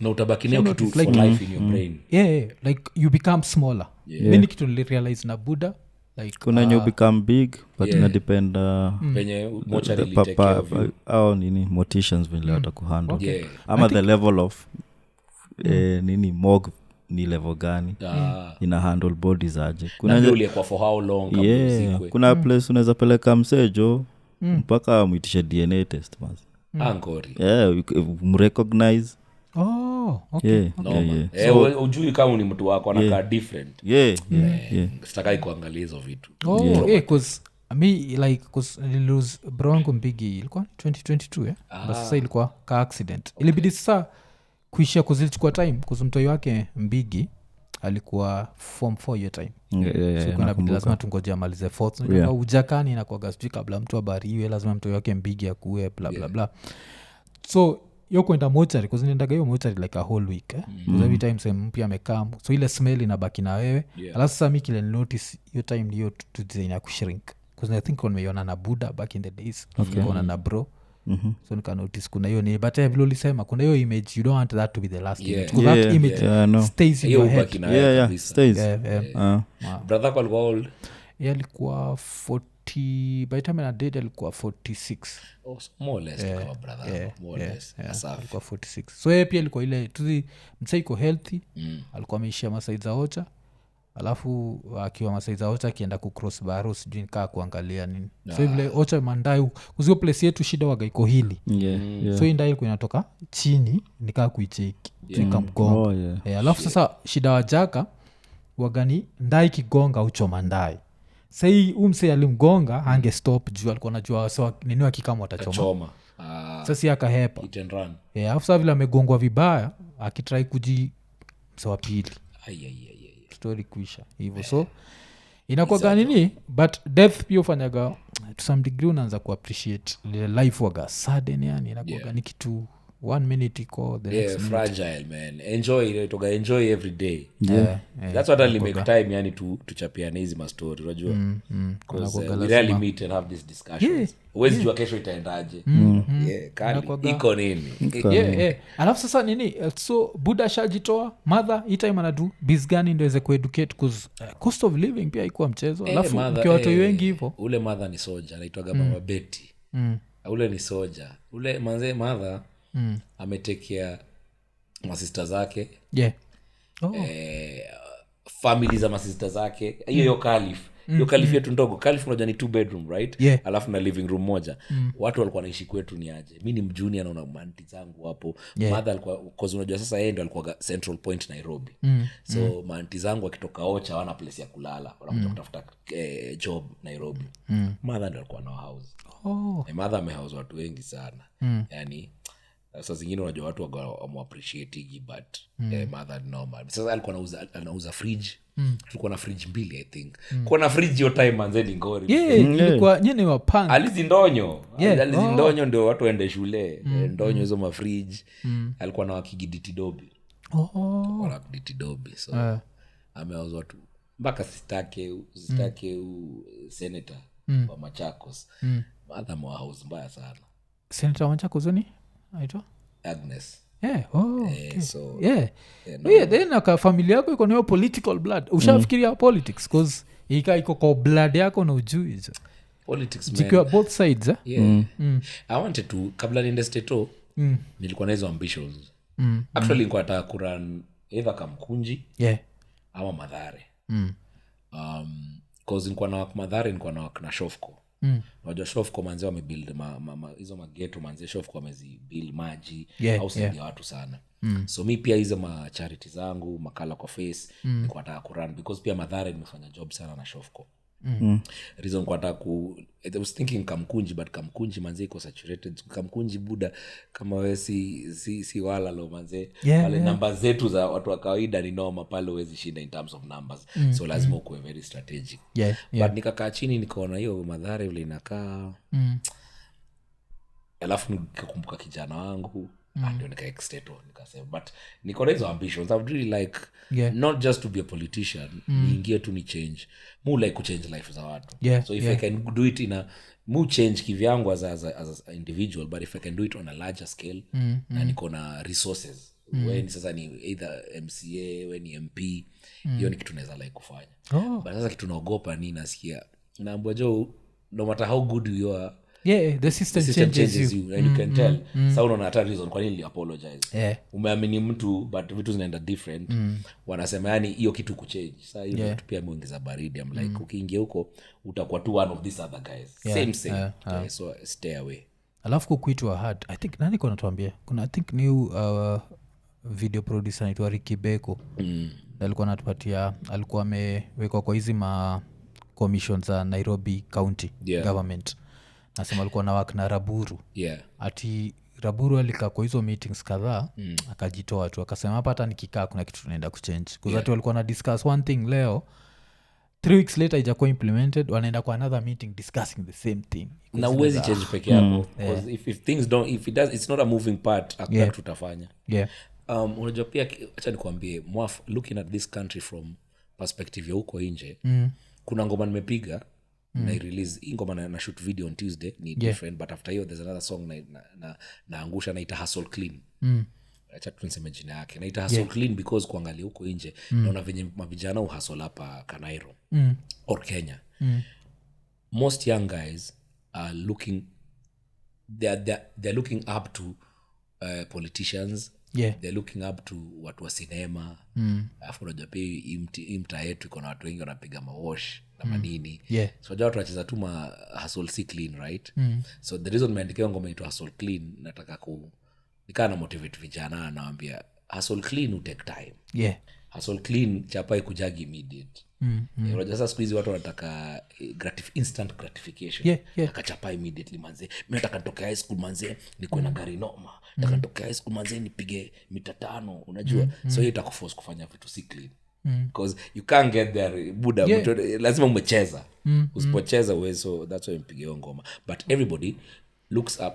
Vijana wadogo sasa wanataka either kuwa watu hizo ma instant gratification ama the next hustle watu wanataka everybody wants to go into politics or everybody wants to go into government because government is the next hustle. Ni hustle unajua hapo ukiingia nacheza unasafisha unaingia pale treasury hivyo yani sasa watu wako na wrong motivation ya kuingia government. Watu wanataka kuingia government kumanga. It's a very sad situation. Actually watu wanatry wakiingia wanatry kuwa viable for re-election. Sababu not what you can do for 5 years. System yetu hapa is not providing job opportunities for people. So mali job iko ni kuingia ku MCA mzee huko alafu uset watu wa yani hiyo kitu ukiangalia kutoka nje ni sad because huko nje more of manze job opportunities kibao mzee pale huwezi kosa wera. Najuaga ile sasa ni wewe time yako ni wewe kuwe mlezi na usipatiane time yako but chapa utatengeza. I think hata DNL tupatiaga story fulani sijui kwa do the same but DNL kwa nasema vile mko mnatua US back in the days kunapataga maybe uko na show vile umesema Friday na Saturday alafu kuna hizi free days. Sasa hizi free days kuna time wamepata na Jaguar tuko na hizo manual jobs za by that time $10 an hour kumove box from hapa to hapa. Nilikuwa naye jana. Alikuwa ananipigia story. Alikuwa anafanya hizo odd jobs. Unauza kama kauli wa idu hiyo time kuna time wote ulishaki kwa US kuna hizi extra hours wacha nitafuta $1 hiyo time kitambo si sasa kitambo actually sikuwa nayo mentality. Kitambo ilikuwa superstar mzee. Budo unaingia Amerika umelipia hoteli nini unikutua na kila state unatua unapigwa pake. So mfuko ilikuwa fiti mpaka sifikirii kupigia but sasa mu regret I wish hii mentality niko nayo saa hizi like the way nilienda US 3 years ago nime accomplish vitu mob sana within that 3 years that if I started that same mentality when I started going in 2005 but sasa labda hii opportunity na labda God ako ameset hivyo lakini vitu nimeaccomplish the last 3 years gori mpaka najiuliza mbona budo hukufikiria hivi 2005 venye uliingia America mara ya kwanza moji kasjo lakini nasema na inaitwa God's timing. Ishaenda kwa sababu I think God's timing. Kuna ile time niko najiuliza what if tuliingiza podcast time ya pandemic. Basi tulianza pandemic kishaisha. So I think hizo questions they'll always be there like what if. So you do the best of what you have at the current time.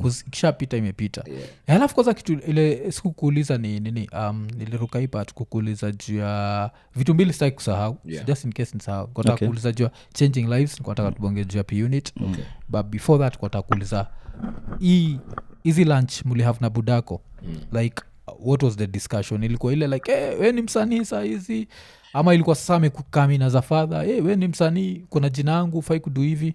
Mimi nilikuwa nimepeleka sister zangu kwa sister yangu ndo alikuwa anaenda kummeet kwa bonge sijua bonge jarini so mimi nilikuwa tu nimeride along so hata tukimeet sister ndo alikuwa anamuongelesha sana to me alikuwa aniangalia kama mimi ni mtoi but mimi sikuwa mtoi. I could read that whole situation very well. Your time uko how old? Think I was about maybe 16. Okay. 16 ama labda I think 15 years. 14, I'm not sure. But I could read the situation very clearly. So story ilikuwa ni yeye na sister yangu because unajua kuna hiyo relationship. Hao wanajuana. Mimi sasa animezei so kuna ka awkwardness fulani. Okay. Na ndio umefanya nikaanza kuongea. Unajua je ongea stories za family anywhere in an interview. So ongea family ndio watu wajue this ish happens so lakini so now in like 26 years hamja connect should I not tunapongaga it's part of life and I think mubonga hizi story kuonyesha sisi ndio mabuda saa hizi. We don't want to be wale mabuda tutakuwa kwa deathbed zetu uko na mtu yako ni za reach out leo na huku reach out because I think time yao ilikuwaga mabuda zetu walikuwa na to parent from a distance so mimi nilikuwa tulishi na buda hii time yote but hatukuwa na hiyo relationship na ile relationship ya sikuwa najua buda. Nimekam kusikia stories zake mob, nishaambiaga ase hapa zile vile alihepaga 82 juu ya kwa sababu alikuwa anajuaga uchuka. Hizi story ningetaka kusikia from yeye.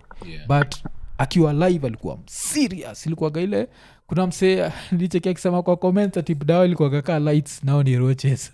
Alikuwa akiingia na anatoka wanajitu so unapata kuna wasa kuna relationship wameishi na mabuda zao but there was zero relationship. So that's why we talk about this le. I'll give you a very interesting story. That's the story ndajapiga anywhere else.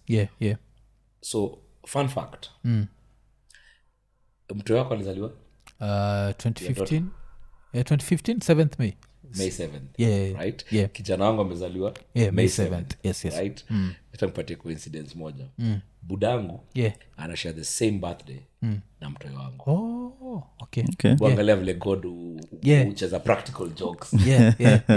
So in short, anytime birthday ya mtoyo wako na birthday ya mtoyo wangu ni birthday ya budangu. But nikushock. Sijui kana najua. Okay. Sijui kana mezea. Kanajua grandkid wake ni one, sijui kana mezea niko na grandkid. Two, sijui kana mezea grandkid wake wana share the same birthday. Sawa. So hapo ndio relationship yetu iko. And mi sinaga noma, as in mi nakoga tu niko sawa. Mi nakoga mtu very mwafu ukicheki industry vile nimekuwa as a musician till what I do today. Sinaga support system. Mi ni mtu fanya vitu zangu kivyangu. Sinaga tu watu waliniekelea mapake za ganji. Nili hustle from ground up. Until today that's what I do. Right? Kijana wangu saa zingine mupige hizi mastori. Anza budako vipi naambia. So siku fulani like a couple of like a year or a year and a half. Nilipata tu text random. I think ni alikuwa anani text akanipatia jina hapo nini. Lakini without telling specifics, your text haikuwa ya kunigotea. Your text ilikuwa ya kuniitisha maganji. Right? Okay. So umetuma text haujai niongelesha sijui for how long. Hata sikumeza second ujui kijana wangu grandchild wako unashare birthday. And then the first thing unaniitisha ni maganji. Buda nilifuadia message kwa demu yake. Si demu yake kabuda sudi na mtu wako. Nilifuadia demu yake. Sasa mimi nitamwambia nini? Dem mapa. Ndio na mtu wako tafadhali. So sijaiongea naye after your text. Sasa tutaongea nini nyingine tena. Because I think even plus one of the reasons kuna kitu moja umetoka kusema na nikakumbuka wewe ni ilikuwa like a big supporter wa Kibe. Kuna kitu ulisema ati unogopanga unza deal na mtu wako paka kuwe weak. You imetoka from the school of Kibe ama imetoka from wapi? Because move feel ni kama a kid can never get weak as long as kuna boundaries umemteach a few things on life and what but nipoa mtu wako ajue like 24/7 buda yuko unaelewa. But I don't think nilisema weak, nilisema na overcompensate sana. Naweza mspoil. Unajua kama unafanyaga mtu wako vitu fiti unaweza mspoil mpaka ajuage budangu ni treatigi poa mpaka ianze kwa kiburi. Pia mtu yule lazima aanze kulearn hata kama unatreatiwa poa. It's not a right. It's a privilege. Mtu yake anza kufikiria ni right lazima uninunulie. Hiyo kidogo hiyo ndio wanamaanisha. But school of Kibe mnampetaga sana because of course kuna zile kuchachisha normally and you know he does that for views and likes and everything. Anajua hii ita trend. But kuna vitu ongea that I really relate to. Ka for example hii inasema nini relationships venye watu siku hizo wako na madem. Mi kuna time I can confidently say I was weak as a man because umenokidem yani hata uwezi fikiria. Ufikiria asshole umenokidem yani amekuingia kwa akili. Kila kitu unafikiriaga tu ni odem. So from the school of Kibe unaanza kurealize wait a minute. Kumbe nilikuwa mjinga. And then ukiangalia life yako at some point even without getting to the school of Kibe uli readjust, ulianza kuona by then iko na ufala. So whatever even Kibe is saying is not new. Kama ni mtu mjanja usha readjust ukajua by then ni tabia kifala. Alasi akisema unaona by then ni ukweli. So that's why sometimes I relate with some things he says. okay. But si ati anaweza sema siku hizi buda usiongeleshe mademu usikatie mademu ni blanda hapana. Yeah mjunior kuzimonaga junior. I don't know pia kama overcompensate because the fact sikuwa na relationship na buda as in buda alikuwa but sikuwa namjua so muaga ni mtu like daughter yangu tutakuwa like unajua kuna zile za hata disciplinarian madhake ndio mdiscipline because mi tushafika level hata siwezi mdiscipline anajua gafu sasa daughters will take advantage at least uko na son uzamshtua daughters will take advantage ya mabuda zao na hiyo overcompensate uifanye ukijua buda you never know you might be doing it but hujui sasa mtu anaweza iona labda ni madhake akiona venye relationship yako na yeye ataona mwafu lakini siku hizo unaharibu mtu wewe uioni wewe kwako ni kawaida au ni mtu wako come on unaelewa alafu hata vile umesema nini kwanza ilikuwa ni sato tumeshia place na yeye alafu alikuwa nataka I think kaniambia nataka ilikuwa ni juo sijui na nini alafu nikachikia nacheza na dishi baadaye aniambia like just buy me another juice nikakataa ile so kuna ile unakataga tu ndio ajue yes you can take advantage but don't push it so much wanakuaga basa tukibonga ja changing lives of course lives will change ni punit bado mko cool new bonga ama hiyo nini because originally miko nafikiri punit ilikuwa 4 members were you supposed to be a member ama ilikuwa na wewe featuring no punit was a group like me again unakumbuka mwafu nikwambia vile Khalif tulianzaga na kirajua ilikuwa ni carbon copy ya hip hop so whatever hip hop is doing tunaangalia tunafuata but we do it in our own way so punit me came from G unit right niliona 50 venye ameget Lloyd Banks ameget ule jamaa mwingine nimesahau jina zao akatengeza hiyo unit yake na akaiseparate from his name so there's 50 Cent and there's G unit kwa Tony Yeo na mwingine alimchuja kuna mmoja waga yopenda kumuenjoy mwingilia mbaya sana 50 na ujinga nakwaga ujinga sana so need the same carbon copy but badala P unit was pro habo unit right because walikuwa watatu so ilikuwa Nonini and P unit I wasn't part of because the P is pro habo pro habo ilikuwa kampuni yangu kwa muitwa habo so ilikuwa habo production so that's the P unit okay na nini vile heights walifika ulikuwa a proud father ama ulikuwa I love it man noma sana unajua au jamani niliwamit kwa bar bro niliwamit bar fulani kwa hapa tao ilikuwa itwaje Hilton opposite palikuwa na club ilikuwa hapo ilikuwa itwaje Zip club Zip nilikuwa mimi naenda kupiga mashow hapo nini naona kuna mavijana wawili au dance wana dance kwanza lingala wanatingisha kiuno lakini sasa mimi nilikuwa na jab na mimi mnatingishaje kiuno na nyinyi machali me personally me believe najua come on man why you shaking your waist sasa wao nikiwaambia hivyo wana dance kwanza zaidi ile kunichocha they are very good dancers then vile naona wana dance nikaanza kuona ama vijana sinko naweka kwa show yangu so whenever I started doing shows nikaanza kuwaita wapiga gesho wa dance mimi nilikuwa naweka kama madancer so ilikuwa hapa nani specifically ana dance ama wote watatu Frasha na Gabu Frasha na Gabu nani Frasha na Bona Buga Gabu alikuwa Khalif Paulina mimi sikuwa najua Gabu anajuana na Frasha na Bona mimi I met Frasha na Bona Gabu nilikuwa nisha meet Khalif days but yet shaonana tunajua ule ni Gabu basi kujua wanajuana so later on wakaniambia by the kuna boy fulani mko naye Khalif sio kama best nani Gabu haya kumbe mnajuana haya kuisha ndo hiyo watu watatu but hao wawili walikuwa madancer hata kuna video tulishoot video mtoto mzuri original but I never released the video ilipotea mali kwa archives walikuwa na dance wako na dance move fulani wanafanya ufala hiyo nikaja kuipata naweza release wanaweza check yao yote so wakaniambia wanaweza like kuimba and when they told me they like to sing hiyo time nilikuwa na record album yangu ya pili hiyo time nilikuwa naenda kwa Jesse wa Ketable kasema sawa twendeni studio nione mko na nini but kabla twende studio I wanted to hear how they know how to write wajua kuandika nguo so si mimi naishi Khalif bado niliwapitisha ile tu orientation yetu kujeni Khalif kwanza panda matatu si mnataka ngoma panda matatu kuje Khalif number 4 anakam kwa room yangu hapo kwa mother niko na computer yangu hapo na instrumental na wachezea hebu andika, wanaandika. Unaona rhyming, unajua ile patterns za rhyming, hizo vitu unaanza kwa guide, kuna ku rhyme lines, kuna 16 lines unaanza kwa guide. Sasa ile nikaanza kwa confident, naambia naambia come back next week kama umeniandikia kitu. Fuata hizo guidelines, rhyme, kuna half rhymes. Hiyo rhymes juika, that's not rhyming, hiyo unadanganyana. So kuwafundisha hizo bullshit. Alafu sasa creativity yao. So one day wakakam, wakaniambia tuko na ngoma. Kaimba, nikaeka tu instrumental random. Kasikia fresh ameflow. Ana rhyme fiti. Mpiga 16 lines. Tuendeni studio. Sasa kwenda studio ndo akaniambia kuna best yao inaitwa Gabu. Ambia kama Gabu leo kamini. Tukaenda tukarekodi si lazima. Hiyo ndio kwanza. Introducing Bona na Fresh na Gabu. Okay. Alafu kwanza pia talking of collabo zako, TZ purely nini because Juma na J. Au unajua ni legends yani so ni gani ili happen kwanza Juma? Juma Nature happened first. Sababu Juma Nature alikuwa amekuja kuvisit Kenya. Mlirekodi hapa? Homeboys. Tulikodi Homeboys na ilitengezwa na Ambi na Msioka. Hiyo track imeproducewa na producer wawili. Ambi alitengeza kitu fulani, Msioka akakuja akasikiza, akamalizia.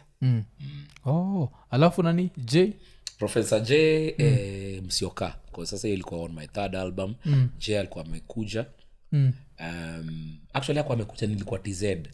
But nilikuwa nayo track Msioka alikuwa amenimekia. Tulikuwa tunatua na Professor J. Ananitaga mwenye hela. Sijui ananitaga mwenye hela.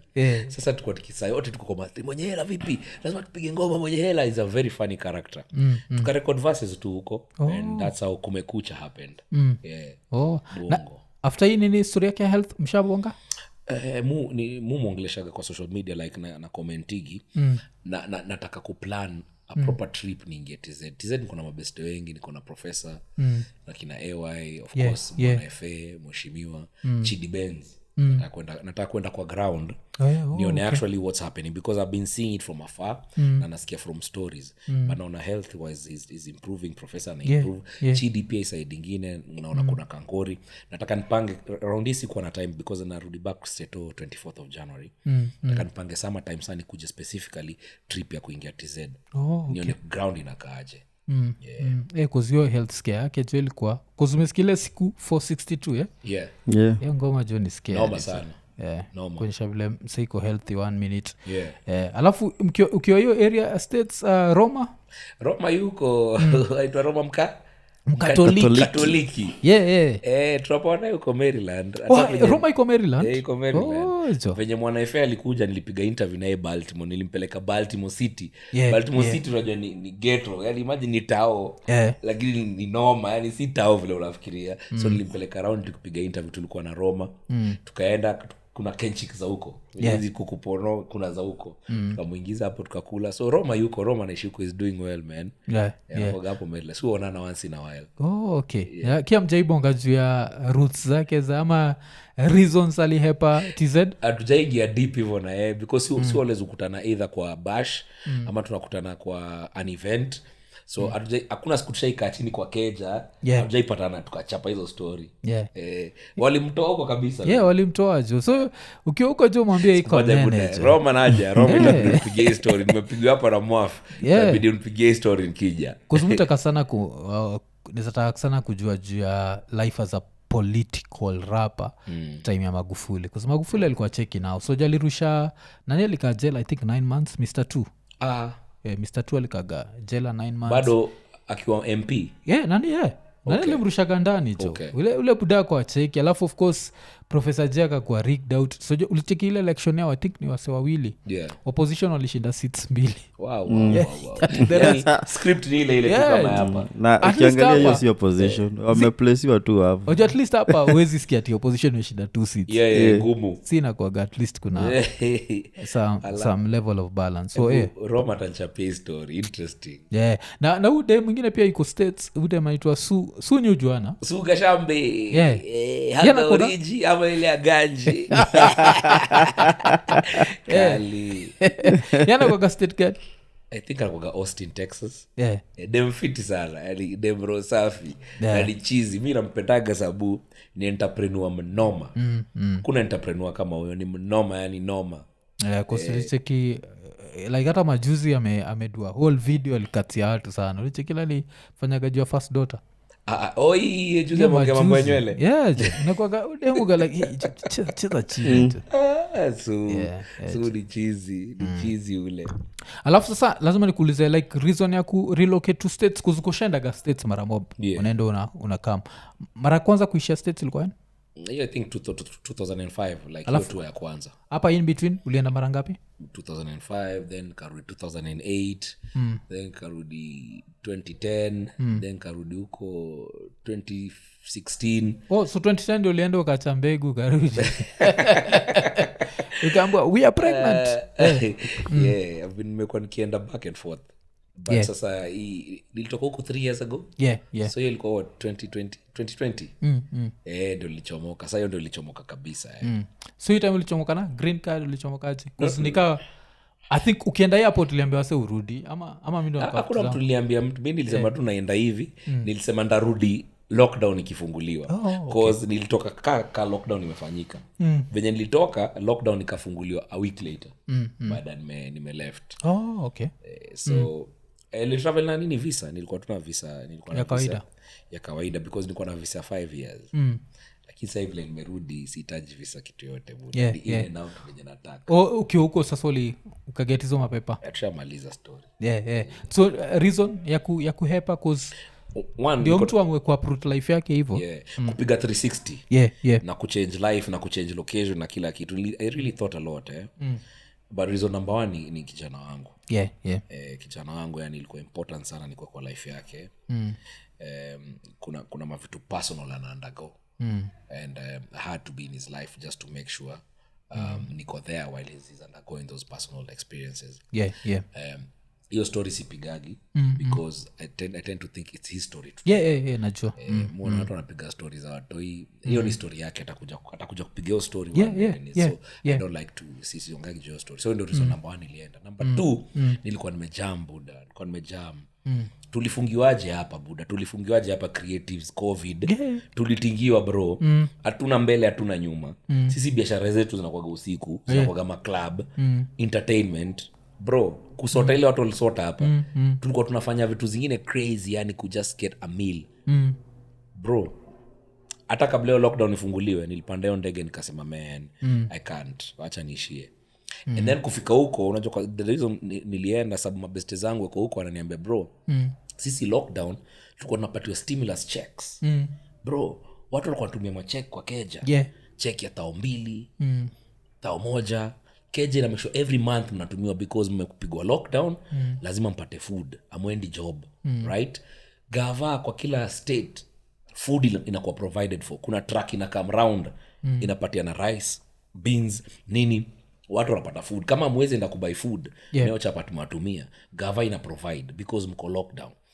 Third kama una biashara bro una restaurant una run whatever kind of business that lockdown imeaffect uwezi watu wako home uwezi walipa gava ilikuwa inapatia watu huko kitu inaitwa PPE loans buda watu wakapigwa hata mita moja biashara yako ni worth how much una staff how many staff do you have how much do you pay them buda unapigiwa chapa ni chapa ya kusustain for 1 year lipa watu hata kama wako mtaani gava inafanyia watu wao stimulus checks stimulus loans hiyo PPE bro in country gani tulikuwa tunaishi bro hiyo kitu ilinikasirisha man and that's the other reason I left. Okay cause hizo PPE loans nimechekizime kama zikakuwa na mascandal kwa sababu pia sasa kuna watu walichukua kuna watu walichukua mchezo sasa hiyo kwanza wa Kenya wengi walileta hiyo Kenya wacha ule Mwamerika bro ana system iko fiti but usijaribu kucheat system au ukijaribu kucheat system ule jamani ngori sasa kuna jamaa walidanganyana wako na biashara unadanganyana si uko na biashara gani buda unapigwa PPE loan unapigwa hata $500,000 set so lazima utaset books zako uwarudishiwe washo vile ulispend we hapo ndio anashika watu wako kwa ngori buda watu wanaenda jela mzee leo ukishikwa unaenda jela hakuna tijui refund hiyo unatingwa man kwa umedanganya kuna mother fulani black lawyer fulani Atlanta alichukua sio akachukua a pink Rolls Royce yani alichukua anaanza kubai vitu za fans unaona ilimletea normal lawyer ilimletea ngori wewe umechukua ukisema uko na ngori ya lockdown but kumbe chapo umechukua ya kusele Amerika watakagi ufala na sasa so umefika huko of course kuna ngoma kuna clothing brand hustle gani tena unadu hii time ingine kuna ile time ukijoke ukisema you are paid by the hour so hii time ingine yote unaitumia mimi niko wax mimi waganapiga wax vizuri sana muwaki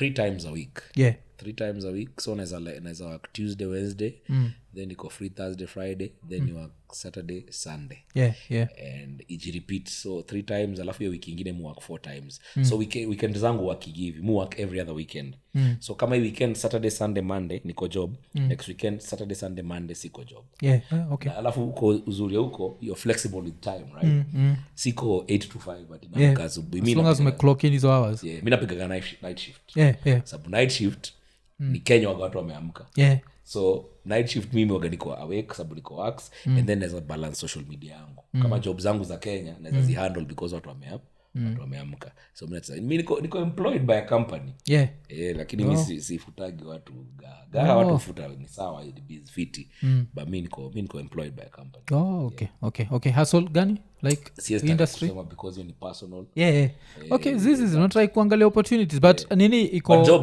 poa si place ya minimum wage buda jobs ni mob alafu uzuri hiyo country is if you work the more time you give them the una advance una into different levels utaanza kama mono ni kama tu high school ukiingia wewe ni mono alafu the more unapata experience the more una advance and the more experience you get the more money you make but over and above that kuna vitu zinaitwa overtime so you're supposed to work 40 hours if you do more than that kuna sasa kitu inaitwa time and a half checks in so kama unakanja go let's say $25 an hour alafu umepiga overtime sasa time and a half niyo chapa yako unaweza pigwa hata labda 35 au 40 so unatengeneza kitu but sasa unapata watu that's why watu wengi sana states watu wako busy because a lot of guys are doing overtime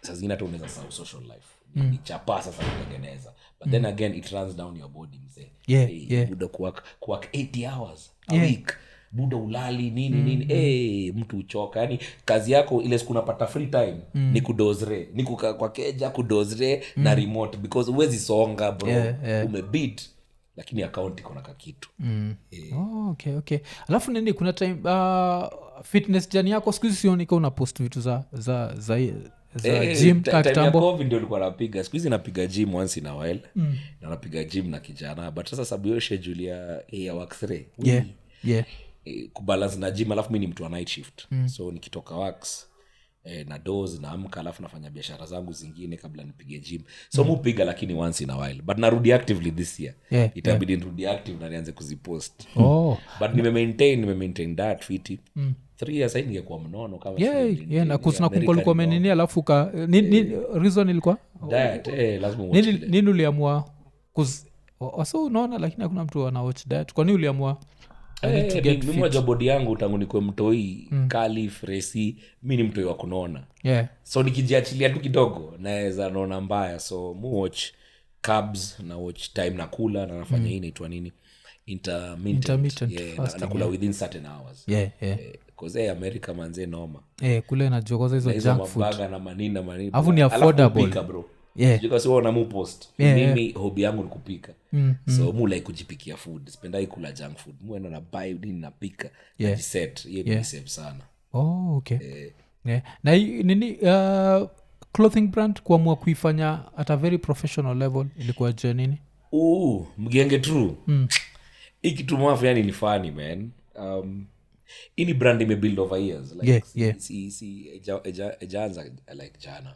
nilianza na hizo matisho za Calif way back in the day then nikashikana na jamaa mwingine kwa itoga Ibra siku hizi yuko hapa manzi anafanya lamination za makampuni like if you need IKONINI laminated ile andiko ni wake hiyo ndio majob yake so after that time ya COVID nilitoa mask nilikuwa nimeziandika hapa tu Mgenge True I think nizicheki ilikuwa tu jina Mgenge True nizicheki hizo I think ulizisetigi social media kwa naziuza sana mask zangu ziliboya sana na watu but kitu ilikuwa na ni bag I was always feeling like nataka brand fulani that ni mimi lakini si mimi like ni Nonini but si Nonini because before nilikuwa nayo maface zangu hapa zile ma spray paint but ni face yangu kuna mtu labda like face yangu, so why would somebody want to wear my face? So I wanted to get away from that. Ukiangalia kina Kanye, ukiangalia Jay-Z, rockaware, ni Jay-Z but ni rockaware. So I was looking for something like that. So nikakaa chini tu randomly siku moja na jamaa fulani anaitwa Arnold Lakita. Arnold ni mnoma, yani if you know Arnold is a designer. Nikamwambia I'm looking for a brand that is me but is not me. Akaniambia see this mask of yours that called Genge True. Nikamwambia hiyo Genge True ni brand yangu. Nikaanza kwa hiyo unaitwa Genge True. Because yani mimi nakuwa tu mgenge tu yani, alafu vitu zangu bufanyaga tu nakuwa tu real basically. Arnold alienda kakaa chini. In 1 week alinitumia concepts 3 za hii logo. Nina concept 3 za hii logo. This is the one I picked. Tuliava discussion, akaniuliza nizaliwaga when. Nikamwambia mupendaga numbers. So basically logo hii ni Nonini, hii ni N. Alafu hii ni M. So ni Nonini, Mgenge True. But sasa 2 ni when I was born, 2nd October 1982. So mi number 2 inakuwa very lucky number for me. But then again mafans wakapatia meaning nyingine, sababu si hiyo ni meaning yangu. Mafans wengine jamaa fulani akaambia wewe logo yako inamaanisha nini? M21. Sasa hao wanaonaga M21. Kusata mimi kuna hiyo M21 but wajua ni M2 imeshikani. But hiyo M21 nikamwambia sawa. Wewe unaona nini? Akasema Mgenge True Mjamo. Hata mimi nikiwa hapa naona nilikuwa na try kuinini, naona hiyo ni Mgenge True mmoja. Mimi uonaga M21. Kumbe ni so vile nasema tu ni your lucky number ili work in 2 ways. So ili random tu hivyo. So ever since nikaingia into apparel. Mimi najua zamani nilikuwa napenda mambo za manguo. Na ukiwatch video zangu, all my videos I rarely wear designer clothes. Utaniona sijui nimevaa Gucci, sijui nini. Na kama ni sina nguo yangu nimevaa either plain t-shirt, kitu plain, because hata MTV walikuwa wanasemaga if you want to do a good music video na wacheze usivae brands. Sababu ukivaa hiyo brand sasa itabidi uanze kubla zote. So mimi niliondokea hiyo story. Nikaanza kurealize badala ya kuvaa vitu plain, anza kujimekia vitu. So nikaanza kumeka manguo, mangepa. And all of a sudden every time I make this stuff, mafans wangu wanataka. Kama siku hizi nikivaa kitu yote hata ngozi yangu, mtu niuliza unauza how much? Yani kila kitu una ndonyo. But to me ni imeni save because imefanya nika maintain nikakuwa relevant kwa industry. I might not have released new music for maybe a long time, but brand iko. Brand iko, jina iko, it's always relevant. Alafu also inapatia mafans wangu something memorable. Mtu akinunua hiki kitu manze, hiki kitu ni ya Mgenge. Na anaiweka either t-shirt. Imefungua another stream ya income, yani crazy. Ukiangalia the highest billionaires saizi in the US, they have to do something with fashion. Luku ni ngori. Luku inatengeza gari. Buda, Luku inatengeza chapa kuliko mziki. I can say that confidently. Okay. Alafu sasa nini duaje production?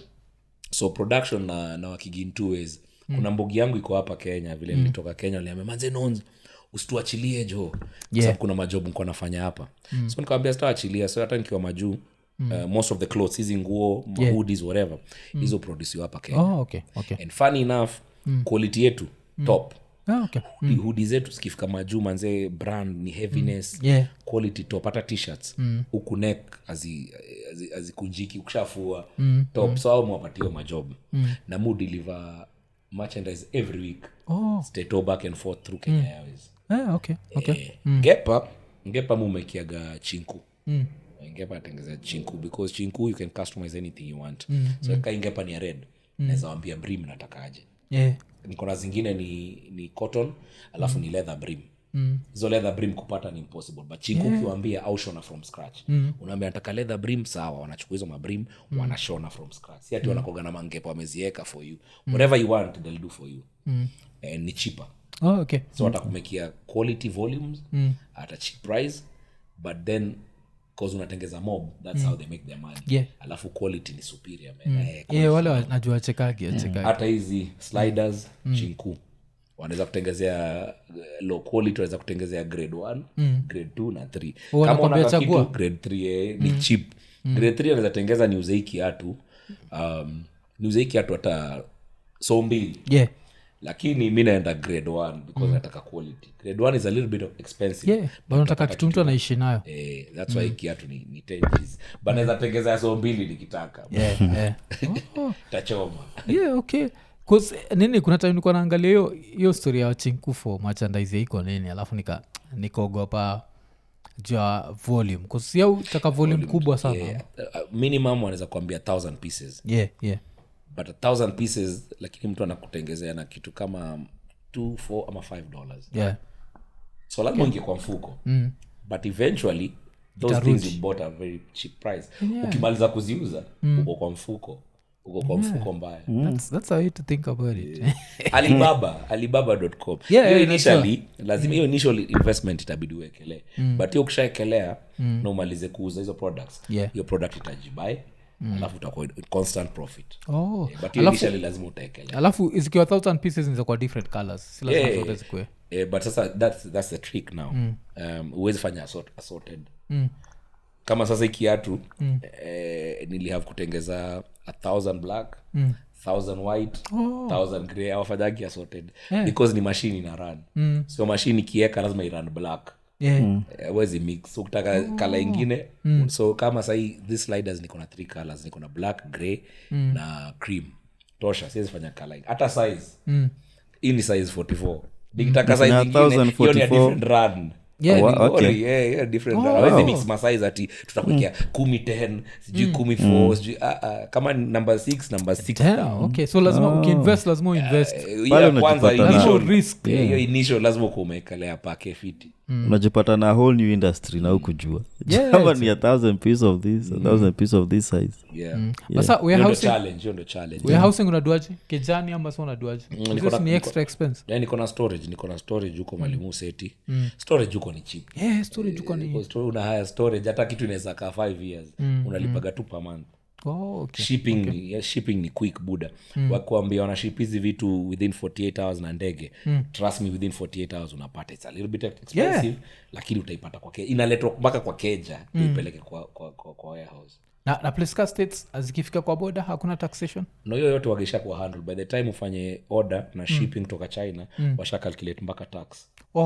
Wenyewe. So ukilipa everything is paid, inaletwa mpaka kwa keja. So hapa Kenya mtu akioda from Nini tayari washa handle tax? Kutoka hapa Kenya. Tuseme msema order from Alibaba hapa Kenya. Si watakuwa location ita-calculate.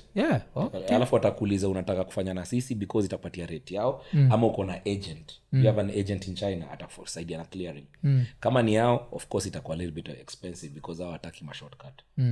Sasa unaangalia gani ndio convenient nawe, but here tax wanalipa. Okay. Oh, damn. Na kuna size ushainunua ukaregret ukashindwa watu hakuna watu kwa hii size. Sasa ndio story funny. Nakutumia picha, nakutumia video fulani. Hii kiatu nimeorder kabla nikamuku. Niliorder like I think 1000 pieces. Black kwanza, but haikuwa hii, ilikuwa design different. Ukiangalia post zangu kuna design different niliorder hii kiatu. Buda wakanitumia kiatu ikakam. Kiatu ni fiti. Problem ni print. Walifanya screen print. Sami kuna watu washa pre-order. Nishawapatia mzao nini hapo Maryland. So tukiwa kwa basha watu niwapatia mabeste zangu, nikitembea nikagonga kiatu yao moja by mistake. Kugonga nikaona logo ime peel off. Nikamwambia bila teo kiatu. Kifanya hivi buda logo ina peel off yote. Hizi viatu ngapi? 1000. So in short niko na viatu 1000 ziko kwa storage. Nikifanya hivi logo ina peel off.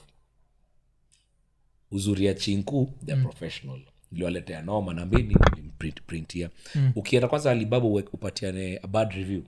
Hiyo company itafanya kitu yoyote it needs to do to make sure review yako iko poa. Budo alinimake hizi sliders tena. Ukaniambia tutakutengezea, we'll emboss your logo rather than print it for free. ndio usiharibu jina zetu because already ulilipia zile zingi so hizi walinitengezea bwerere but niko na zingine zile imbo hizo siwezi zifanyia kitu ziko tu wakaemboss logo venye nataka na wakanitumia so the only cost ni undergo ni shipping peke yake because washatengeneza wakaniambia lipa shipping so yeah hizo ndio challenges hizi mabizi jona cheki but at least una learn una nini alafu nini kuna hii charity nini yako ulianzishaga kala kwa face so kala kwa face ilikama paje so yeah director wa mimi mpika kama video na yeye anaitwa Willy Owusu kuna documentary alifanyaga na nani actor Lupita Nyong'o so hiyo documentary ilikuwa na sisters wawili mmoja ni akaona melanin kama sisi mwingine ni albino so hiyo documentary ilikuwa about the challenges of that family and how they cope so nilionaga nikaiwatch siku moja ndio nikaanza kuuliza Wilijo mbona tuonagi malbino huku around akaanza kuniambia one they can't walk kwa jua because ya skin yao is sensitive waweza pata cancer secondly kuna tabu yani huku kwanza Africa like kwa malbino ujificha sababu watu wanaona ni kama wako na superhuman powers tukiingia sana TZ malbino umadwa waganga wanaitisha sijui kidole ya malbino ama ta body parts mwenyeti pia akizikwa au zika in secret because watu wanaenda na wanatoa kwa kaburi sababu hizo body parts kwa waganga ni ufala una understand so hiyo ilinishika interest yangu sana nikasema why not start making an awareness about albinism the condition and also akaniambia wengi wao wanahitaji sunscreen and sunscreen is very expensive tukaweza pata campaign mali tunaweza pata chapa tunabuy sunscreen tunadistribute kwa mashule hiyo tumefanya for years na hiyo foundation yangu tumezunguka machuo mengi sana hapa Kenya tukisupply sunscreen so tukaanza tu hivyo awareness na that's how I formed a foundation but hiyo foundation sasa nataka register US I'm trying to see now how I can make it work in Kenya while I'm away sababu vitu kama hizo utakaga unakuwa for hizo foundation kuran your presence is important but natrai kuona vile naweza combine na hiyo na register huko na hapa and then they do work even without me being there kitu nilikuja kufind interesting ni ati kuna walami albinos kusikuwa najua na unaangalia gani eyebrows hizi eyebrows because melanin iko hapa so wanakuwa white unaweza muona ni white alafu kuni white unaweza tell because hawana melanin kina Paul Scholes Paul Scholes ni Paul Scholes wa albino but see now for them they blend in vizuri because mlami ni mlami but kwa albino black man when una stand out because you're light so uki do you nini the NGO itself ama the charity organization ulikuwa na nini ya TZ because TZ that's where now the problem is even major ilikuwa cause kumbuka muziki zangu zilikuwa zinachezwaga everywhere like East Africa so I also had a mind to target Tanzania so what hiyo plight ya watu kukidnapiwa na kuuliwa ina happenigi TZ then again ina happenigi kwa boda yetu Kenya acha nikwambie Tanga iko wapi? Tanga iko saidi ya Mombasa. Utakwenda Tanga haraka kuna boda I think through Mombasa unaweza enda Tanga. Wa Kenya walikuwa unakidnapiwa Kenya unaingizwa Tanga quick fast huko sasa pelekwa kwa waganga. So it was a problem that's happening both in Kenya na TZ. Na hiyo ndio ilikuwa target yangu especially TZ. Na uliweza collaborate na Gava in any way? By your time kuzama Gava Kenya ichukua a big problem. And Gava Kenya manze ni noma. The only thing niliweza kufanya na most of my campaigns with the charity organization niliwork na companies. Different corporate companies because walikuwa wanatumia my foundation to do the CSR and albinism is a CSR that is not done by any other person. It's unique. So companies kwa zinawaka na mimi Gava manze Gava ngori manze Gava tukua na try get ata alloy kwa change ya kuallocate sunscreen like kwa get free but tuliwakina Mwaura kidogo then Mwaura akakuwa MP sasa sijui kuliendaje kutoka hapo but we just decided to focus with companies because with companies it's easier kuingia kwa meeting na kuconvince a board and to get a budget Gava bureaucracy kabla upate budget ni crazy lazima uassign huyu mwingine assign na ungoje sasa buda vitu move na chapa if there's no money things can move alafu nini the idea behind the name itself color kwa face is it because of albino zuka but they look more white than whatever ilikuwa jamani juu hizo colors vile hata juu ya walami colors waga mingi ni ilitoka now before nifikirie about the foundation niliandika ngoma. So hiyo ngoma ndio ilikama up nayo jina Kala kwa Face. Nilikuwa nataka kuandika ngoma ya albinism na nisiite albino ama nisiite albinism. So I thought what name? I was like sini color because melanin is color but hawana color kwa face. Okay. Color kwa face. Hawana color kwa face. So nikaita Kala kwa Face. Okay. Yeah, because that's a good cause. Unajua like it's ni kitu moja ina stand out because vile nasema mostly mujuanga causes za wase kwa this ama this but ili bakime. Okay. Na nini any other charity kitu ngine tena unataka kuchange ama so far unataka tu kufocus on? Nilikuwa nafanya hiyo then I had another one ya madem. Ilikuwa ya menstrual. Hiyo nilifanya time ya COVID. So what we were doing is we used to buy menstrual pads na tunazisupply kwa machuo. Right? So tulifanya for long hata kwa machuo kwa mageto. Wapi Kayole, Huruma nini sababu unapata most ya watoi wanatoka kwa families that are not well off. They cannot afford to buy the pads every other month. So wapata unatumia mattress. Wengine hata waendagi chuo. It's crazy yani mademo wanakuwa subjected kufanya vitu zingine weird. Hata kuna wengine wana dose na watu ndio wapate chapa ya kununua. So hiyo nilifanya for a minute. Sasa mali nimefika. I'm trying to get an organization in the US or donate. So US kuna menstrual pad dispensers. So hizi dispensers zimekuwa machuo. So badala ya dem chuo aanze kwenda kuongea na principal sijui I need pads, it's embarrassing. Kuna dispenser. So dispenser kuna organization kuja kuzifill every other month or every other week. They make sure they're stocked. Dem anaenda tu anaeka key yake ama anaeka code yake anatoa anatumia. I'd like to install those in schools. Ni interesting sana. Si ndio? It's very good. I've seen a scenario. Someone mwenye ameathiriwa. Dem tu ataenda achukue kitu yake ingia fanya mambo yake. So kazi yetu tu ni always to make sure they are always zimejazwa, always kuna pads in those dispensers. Now that's where Gava comes in. If that can be free, kujua kubuy hizo pads ni expensive. They can be free, sasa itakuwa poa. Alafu kuna ni Abigail Arunga alikuwa hapa akasema ati sanitary pads as a commodity inakuwa classified as luxury product, as a cosmetic product. Ni cosmetic Ni cosmetic hapa Kenya. Cosmetic. That's a need. So your cosmetic is a luxury, you don't need it. So inakuwa taxed, inakuwa very high. Na kondiko quick taxed. Sasa hizo ndio lo musema ndugu yangu Mwaora. Right now is the government spokesman. The things we need to sit down to whether we can change. Search from tunaanza kutakuliza vitu from parliament. Okay. But nini hizo ni causes zingine kali tu kabisa. So buda jo tunashukuru. Iko nini manze? Tumepiga conversation jo. Nimeongea vitu sijaongea manze noma. Uno msali alikaziwa visa akiget cuz Rapture naishia April. Naenda April.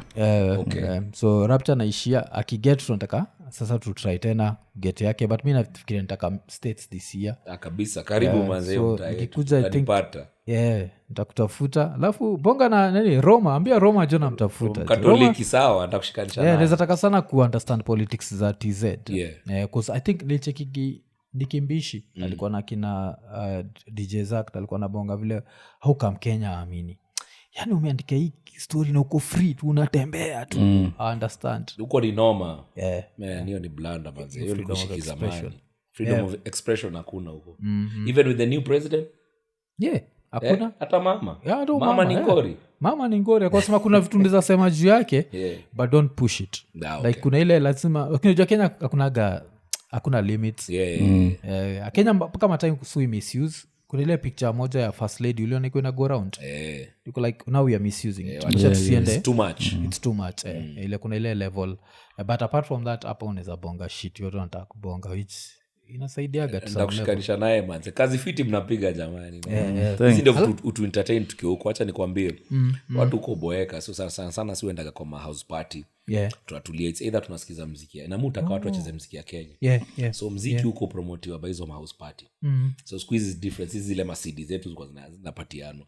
siku hizi ni house party watu weke YouTube then weke mix either watches ma podcast ama weke mix na wamina kwa nayo ni wa Kenya siku hizi wengi utaka kucheza muziki za wa Nigeria kwa house party ni ma afrobeat unaambia buda mnacheza ngoma zenyu wen sababu mko na watoi hao watoi watasikia ngoma za Kenya wen so mimi nikiingia kwa bash kama kuleza ba afro hapana Kenyan because hao wanaija bash zao au weka muziki zao they will never ever muziki ya Kenya waanze kusikizia wapi imagine tuingie bash wanaija atuacheza Kenyan music it can never happen so hizo ndio mavitu muaga na push watu sana keep it Kenyan keep it local keep it yani 254 so si pia assignment nyingine tunakupatia ni su aga nimemtafuta so I think nisha slide back kwa inbox lakini nakalichukua ila yana try kunikatia nija pale ndikozo unasikia mtu wako hapa cheza takuchapia attitude yake ni ikonini ikonini kabisa su ndio ikonini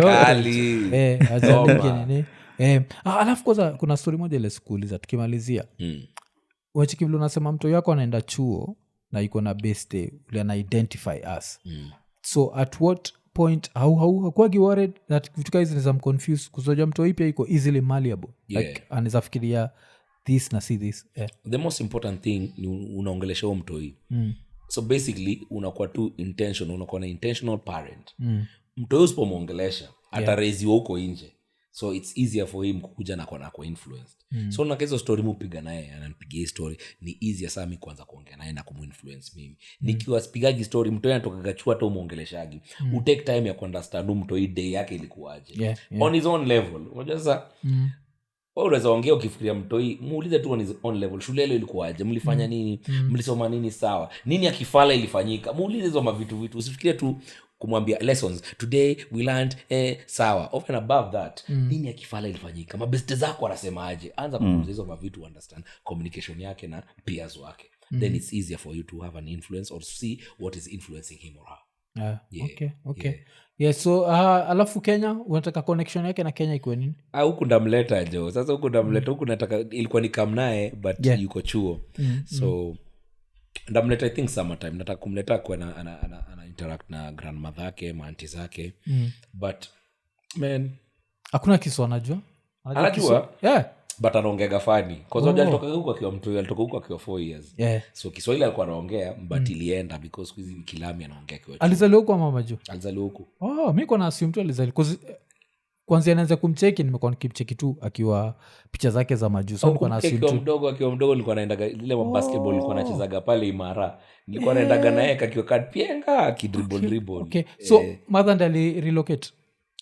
mother alikuwa ni huko so alikaa hivi tukahold kidogo alafu akarudi okay but muongeleshaga Kiswahili na ana understand conversations zake na zangu aga ni sheng na yeye ananipigia English lakini sasa huko yeye analearn Spanish na manini so I think pia ngoma inasaidia si ndio sana na mumcheze mangoma he knows so ni kumleta saa huku tu a visit and everything kwa hata nini I think that's one of the things on sao hii people ilikuwa gani like a people tournament EFC ilikuwa nini ile happen sasa juu hauko ilikuwa ni charity what used to do ni tuna organize a charity basketball tournament tuna get company inatupatia prize money lakini hiyo prize money 80% tunachagua ile charity tutafanya for that specific tournament either tutavisit home fulani tuwaulize need yao mnataka nini mattress to buy so again hiyo nilikuwa na Iran nikiwa huko so now that I was away hiyo tournament ijaweza kuendelea but nimekuwa nikibonga nao maboy naambia tu activate tena because ni hard kurun kitu when huko so we're going to try and reactivate it again tulifanya vitu mob sana na EFC kuspia na kulikuwa na involving DJs pia ndio ilikuwa ni all out entertainment ilikuwa like Antoine kabisa ilikuwa kama Antoine kabisa so matona alafu grassroots tunaget mavijana wako mtaani wanajua kucheza bako but wanaga wajaipata opportunity wachezaji KBF but ni mnoma ule mtoe mnoma manze pale Jerry anaweza dankia kila mtu anapatia opportunity ya kuonekana au kushowcase skill yake of course talking of DJs nani yuko huko KD anakuwa Mayolo KD anakuwa I think Seattle alijitoa kwa inoma ingori kidogo nani tena ni chiki majuzi mlikamna ilikuwa nani nimekamna Casey nimefikiria KD Casey sikuwa ni notice hiyo time kulikuwa na KD na KC. Okay. Alikuwa code red. Yeye yuko wapi? Aliingia anakuwa yuko huku but anakuwa wapi? I think anakuwa is not Boston.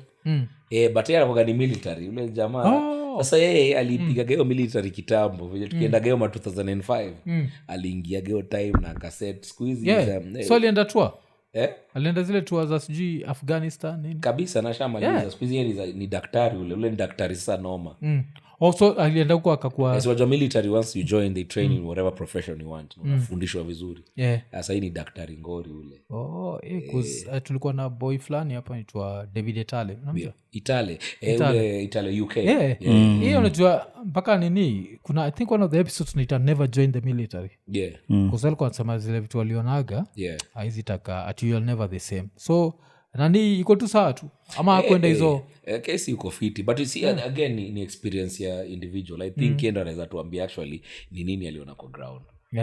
But kesi bado iko around ama shahepa yuko I think yuko ni kutafuta Johnny Pocket ukae chini na yeye because he was a DJ man code red alituchanua stories za military sijuko shout to the Covenant mochi movie into the Covenant and check watched it. Kuna hiyo time moja anaishia like on because naitwa nini patrol alafu wanapata ni ilikuwa like a setup so yeye anabonga juu ya siku ya kawaida tu hivi hata mpaka moja mpaka moja wote akajoka ati leo kuna action at the next thing wasa ana mikono wasa wengine wamededi buda noma hatunaona vitu zingine zile kurikava inakuwa but kuna boy wangu aliambia military ukaweza make your 10 years zile active make it through you're lucky leo kisha make it so uko sawa but either way mtu I think 10 years una serve then I think una need another extra 20 or another 10 unakuwa reservist. So sawa huko active but unaweza kuwa called upon if need be. Ngori kitokea tunaweza kuita tena then after hapo another 10 sasa kwa kuisha wewe umeretire wewe ni vet. Kusa shida waga your mind I don't think hata shida ni kusikisha survive risasi mind yako itasurvive noma.